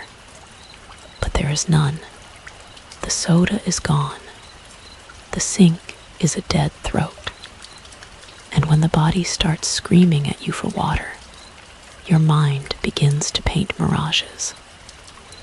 First, the sound dripping, faint and mocking, coming from somewhere it shouldn't. Plink, plink, plink. You crawl across the floor to the corner where the radiator is bolted into the wall, cheek pressed against chilled metal. Another plink. A gleam in the corner. For a breathless instant, you truly believe water is condensing, streaming, saving you. You paw at the floorboards until your fingers go raw, but the droplets only smear into shadow. Cold, dry shadow. The hallucinations worsen, the walls sweat, or seem to. Dark streaks glisten down the painted plaster, reflecting imaginary moonlight. You lunge to lick at them until flaking lead paint clogs your tongue. Worse still, the whispers change. Before, they called you to the door. Now they tempt you with sustenance. Drink, one size through drywall. We've saved it for you, No, you croak. Drink. You'll die without it. We won't let you die. The voice comes from the base of a pipe now, hollow, echoing. The very foundation promising relief. Your lips crack open. You almost crawl closer and press your mouth against rust. You claw yourself back to the mattress, rocking, muttering. Not real, not water. Not real, but the dripping won't stop. Every sound in the hall now mimics liquid. Pacing footsteps ripple like pouring jugs. Staccato knocks spatter like rain. Every whoosh of the breathing hall sounds like an aqueduct, deep under stone. You are trapped in the parched desert of your own mind, while the world taunts you with rivers. You remember history again, always clinging to dry facts like they could ground you. Did you know, in the siren myths recorded by Homer, sailors weren't just rendered suicidal by songs. Many said they smelled fresh springs on the rocks where the sirens sang. Historians still debate whether sailors hallucinated water as much as voices. Were those visions an extension of thirst, or the siren's oldest lure? You gag on your own spit. You understand better than the scholars ever could. The voice outside isn't just imitating Theo anymore. It's imitating water at some crawling point that might be midnight, or might be noon. You snap. Your body moves before your brain approves. You stagger to the blind, dark window. Yank open the slats just an inch. Blackness presses outward, heavy, slick, but this time it glistens. A trick of your starved sight. It looks like the darkness itself is liquid, pooling higher than the trees, slopping against the glass like waves against a boat. It churns sluggishly, and you swear if you cracked the window, it would pour in. For one terrible, perfect second, it feels logical. Drink the dark. Drink until you're full. Your hand trembles on the window latch.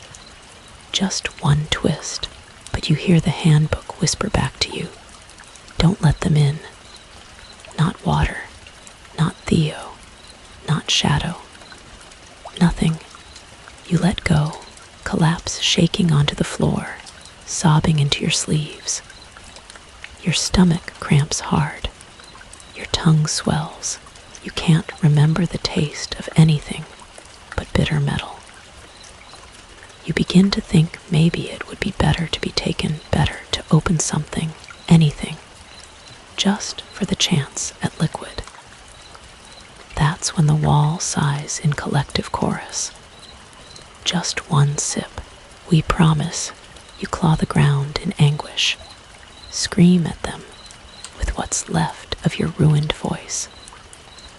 I would rather die me than live as you. Silence afterward. Heavy. And when the building breathes its next hollow whoosh, you hear the faintest shape of laughter mixed inside, like it knows it almost had you. At first, time was the one tether you thought you could trust. 1 hour, 2 hours, 3 at most. That's what everyone promised. A short vigil, nothing more. But time here bends. It tears. Your phone clock insists it's Tuesday, though the last meal you ate was 2 nights ago. Or maybe it was yesterday. The blinking digits feel smug, like they're joking with you. 1:16 p.m. becomes 7:01 a.m. without transition. Minutes vanish wholesale. You start to worry you've been in here far longer than your body should allow. Yet you're not dead. Weak, thirsty, skeletal, but missed death by days, as if survival itself has been stretched out, rewound, deferred like a cruel loan. The worst is when you feel the passage clash. Your stomach gnaws at you, screaming it must be day 3 without food. Then a blink later you're on your knees, devouring a thawed dinner tray you don't remember pulling from the fridge. Half-chewed noodles, a fork in hand. You black out not into sleep, but into episodes of missing time. And the knocks, they're in sync with the gaps. Every time you lose an hour, you wake to the faint tapping, like an alarm clock announcing, we used your life as rehearsal time again. Once, the shifts grow violent. You fall into darkness at 8 o'clock a.m. and slam awake to 8 o'clock a.m. again. Same text on your phone screen, same date. The same minute pronounced twice. You laugh at first, delirious, then you sob. Because if they can rewind even a single minute, they can trap you in 1 minute forever. You picture the whole rest of your life stuck in repetition. Knock, knock, knock, answer, withheld, knock, knock, knock, answer, withheld. Eternity not as heaven or hell. Eternity as a hallway. You cling desperately to history again, trivia swaying like rope over abyss. You mutter to yourself. In 1901, 2 women claimed to slip through time while touring Versailles, living fragments of another century. Historians still debate if it was sunstroke or delusion. You whisper about Einstein saying time bends, and folklore about fairy rings that trap wanderers for centuries, with only minutes past. Your head presses against the cold plaster. Maybe Brynhorn is no college at all. It's the center of some ring. And lockdowns aren't defenses, but moments where time folds correctly, like seams in a grotesque quilt. And you're stuck in one of the bad folds. At some point, you have no idea when you notice entire memories missing. You glance at your desk and see scribbles on paper you don't remember writing. Don't let them in. Nov 20th, Nov 21st. Stop, but the date on your phone is still the 16th. So what's worse? That you hallucinated the writing, or that you really did live past the 16th, and it was erased. You want to scream, but you worry sound is measured here, rationed, like water. Time itself begins to whisper. Not Theo, not Brian, but clocks inside the walls. Tick, tick, tick, backing up, skipping forward. Tick, tick, running faster than your pulse. You stagger, knock your head against the desk. For a splintered second, you swear you see numbers scroll down your walls like dripping rainwater. Not random time codes. Little strings, 130607, 14, 15, 28, 15, 0000. Lines and lines of it. And if you stare too long, you hear them in chorus. Voices chanting timestamps. Markers. Like something auditing every second spent resisting the door. Suddenly, a revelation twists inside your gut. Maybe the real danger isn't the voices outside or the scratching walls. Maybe it's attrition. The lockdown doesn't want to batter through you. It wants to pin you in a place where time dribbles sideways until you give out. Dying of thirst, of madness, doesn't matter so long as the door eventually opens. And if this place controls time, then it can wait forever. You collapse onto the ground, whispering prayers to no god in particular. When you dare glance at your phone again, it reads, November 30th. You scream, drop it. Blink, pick it up again, November 16th. 7:24 p.m., back where you started. No, not safe. Back in the loop. Back exactly where they want you. You thought you'd heard every trick the voice could play. The loops, the slips, the sobbing. Even your thirst twisting shadows into rivers, but nothing prepared you for this. It returns quietly, almost tender. No pounding, no scraping. Just a carefully timed knock. And then, Brian, it's me. Please, we don't have much time. You freeze. The phrasing is new, precise, urgent. No stutter, no repetition. Your body reacts before reason does, scrambling upright, pressed flat to the door with your ear.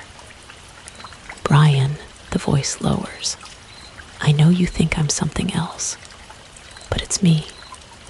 I'm messed up. My memory's shredded. I can't recall what happened to my bike. I can't. It shatters into a sob, present and raw. But that doesn't mean I'm not me. It means they're taking parts of me away. Your throat tightens, because that makes sense. Too much sense. It goes further. Listen, you think it's testing you. It's testing me too. Every time you don't answer, it takes something. A detail, a story, a name. The voice cracks. Brian, I don't remember the taste of food anymore. I don't remember my mom's last call. If you keep the door shut, there won't be anything left of me to save. Guilt shreds your chest. That heavy, stinking weight you've carried now feels unbearable. What if all those silences didn't protect you, but erased your friend? What if you, by obeying, are the one killing Theo? You stagger to your desk, hands shaking, because you can't think straight. The old pamphlet lies there, the one with the veiled monastery notes. You flip it open, desperate, frantic, hoping for clarity. But the words blur, pages slick with sweat. All you can focus on is the phrase that pounds in your head. If you don't let me in, I'll be gone. The voice speaks again, softer now, fully broken. Brian, I'll tell you something only I could know. First month, remember, during storm week, my dad sent me that stupid package of ramen and Kit Kats, 'cause he thought I'd starve. You laughed at me for crying. Ice floods your veins. That happened. You'd forgotten about it, drowned in all the voices and parched time. But it happened. You saw Theo cry. He'd made you swear to never talk about it. How could the thing outside know that? Your resolve buckles. Just a crack. That's all it needs. Your trembling hand presses the lock, doesn't turn it, but lingers there. The voice hones in instantly. Thank you. Oh my God, thank you. Just 1 second, please. It's so dark, I need you. Your heartbeat turns cannon loud in your ears. You whisper, if it really is you. Then forgive me for waiting this long. But a whisper deep in your skull from the handbook voice stabs sharp. Don't let them in. Ra, pale-faced. The orientation leader, hollow-eyed. Don't let them in, one phrase versus another. Your whole mind ripped between two cult commandments. And then the coup de grace. Theo sighs, not pleading, not vicious, just wrecked. Whisper thin. Brian, I don't want to die alone. Your body convulses. Tears burn your face with salt. Because you don't either. You never did. You scream back. What do you want from me? And this time, the hall doesn't echo just Theo's voice. Dozens of voices answer all at once. Male, female, young, old, voices stacked, braided, each one someone you think you almost recognize. Let us in. Something inside you ruptures. The air feels electrified. The hollow whoosh slams louder than ever, shaking your bones. You collapse against the door, hands pressed so tight your nails dig into wood. And you feel it heat, not on the knob, on the other side of the door itself, like palms matching yours. And for one terrible moment, you feel sure they're genuine. Hundreds of desperate students stacked just outside, pressing hand to hand, begging for communion, for the ritual to end. You rip yourself away, stumbling across the room with a torn scream, covering your face, begging silently for sleep, for unconsciousness, for blackout. But your eyes refuse to close, because the knocking doesn't return this time. Only that one final plea, repeating in your head like a heartbeat you want to disbelieve. Brian, I don't want to die alone. Your body gives out long before your mind does. You thought madness would come first, that whispers and shadows would hollow you. But no, it's the body that betrays you. Your legs are stiff columns of fire, knees buckle from standing too fast, skull buzzing like a nest of bees. You lunge to the desk for support and miss. The edge slams your ribs, knocking you into the floor. You lie there stunned, cheek pressed against linoleum, breath coming shallow. And for a moment, you don't want to get up. You want to melt into the surface. Just lie flat. Let the world swallow you. On the edge of fading, you hear breathing. Not yours, yours is ragged. This is rhythmic, measured. A controlled inhale, exhale. The same tempo as the hollow whoosh, only closer now. Directly above your body. You don't dare look up. Your gut acknowledges the truth first, whether hallucination or not. You're sliding into the space they control.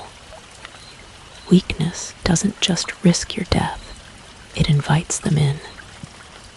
You mumble to yourself through cracked lips.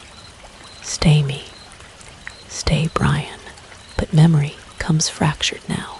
When you picture your face, it blurs, features slipping off like wet paint. You recall your mother's phone call, her voice mixes with the door knocks, until you can't separate one warmth from the other. Collapse isn't just physical, it's identity, and identity is the only barricade left. One shudder later, you're somewhere else. On the floor, yet not the floor. You're in class again. Chemistry lab. Theo joking beside you, except all the other students sit with heads turned toward the door. Every head. Knock, knock, knock. Professor Leary announces. Today we learn by example. Observe what happens when a membrane breaks. Every head pivots further, bones creaking, jaws begin to chant in broken synchrony. Let him in, let him in, let him in. You scream awake, slick from sweat. Hours, days, gone again. Your body rejects movement now. Hands swollen, throat scorched, vision curtains black around edges. You think of the monks, those first watchers from centuries ago. Did their bodies collapse like this, one after another? Did that explain the expulsion threat? Not shame, no. Expulsion was euphemism for removal. For corpses carried quietly out the gates after a vigil failed. A claw cramp seizes your chest. For a second, you're sure this is it. Cardiac arrest in the dark. Instead, something steadies your ragged wheeze. Not water, not medicine. A voice inside your body. It exhales through your lungs like a puppeteer testing strings. Not Theo's voice, not Mother's. A chorus blended low, intimate. And it whispers, better now. You clamp a hand over your mouth, gasping. That didn't come through walls, vents, or door. That came from inside. Your collapse opened a hole. Something seeped through. The last thing you manage is dragging yourself back to the mattress, but as your eyes flicker closed, you realize the collapse may not mean your end. It may mean you have been opened. And from outside, or maybe inside, maybe both, comes that final proof. A knock against your chest wall. From the inside out, the silence is harder than the voices. At least when they knock, when they beg, when they mimic, you know where the threat is. But this stillness feels like the absence of a heartbeat inside the building itself. Your chest rattles like broken machinery. The knock inside your ribs hasn't returned, but the emptiness it left is worse. Half of you didn't survive that last collapse. You know it. The half that guarded your identity, your Bryanness. Now you're surviving by willpower alone. And willpower is draining. You lie in the dark when it happens. The last knock. Not on the hall door, not in the walls, not in your chest, but all three at once. Boom. The door rattles. The wall trembles. Your ribs thump from the inside. The voice that follows is neither Theo's nor it is yours. Brian, it whispers from the hallway. But you hear the same word exit your throat, perfectly synchronized. Two Brians. Inside and out. You scream hoarse. Stop, you're not me. The knock answers. Then, why did you open the door for us so many times? Confusion spikes panic. Did you? No, you've resisted. You never turned the knob, but memory twists, gaps stitched wrong. Did you open it in a moment you can't recall? Did they already succeed? The hollow whoosh swells, louder than ever. Not a breath this time, an intake. Blackwood itself inhaling. All the doors down the hall slam open in unison. Yours stays shut, but the pressure drags at it, scrapes at the hinges, until you swear it'll be sucked inward. And then light. Your blinds flare white. Not sunlight, not electricity. Something purer, harsher, like staring straight into raw time bleeding through. Cracks split the floor beneath you, radiant, geometric. For a second, you see them. Not Theo, not students. The things, hundreds pressed against invisible walls of light, jerking like paper dolls in a current.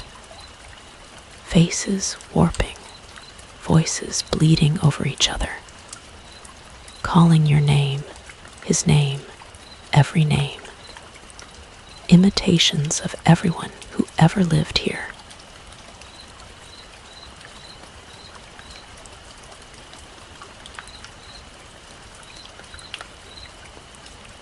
All clawing for one thing, entry. The lockdown wasn't hiding you from them. The lockdown was hiding the world from you, keeping them trapped behind the seal. For centuries, the monks monitored it. Then the college. But now something's failing.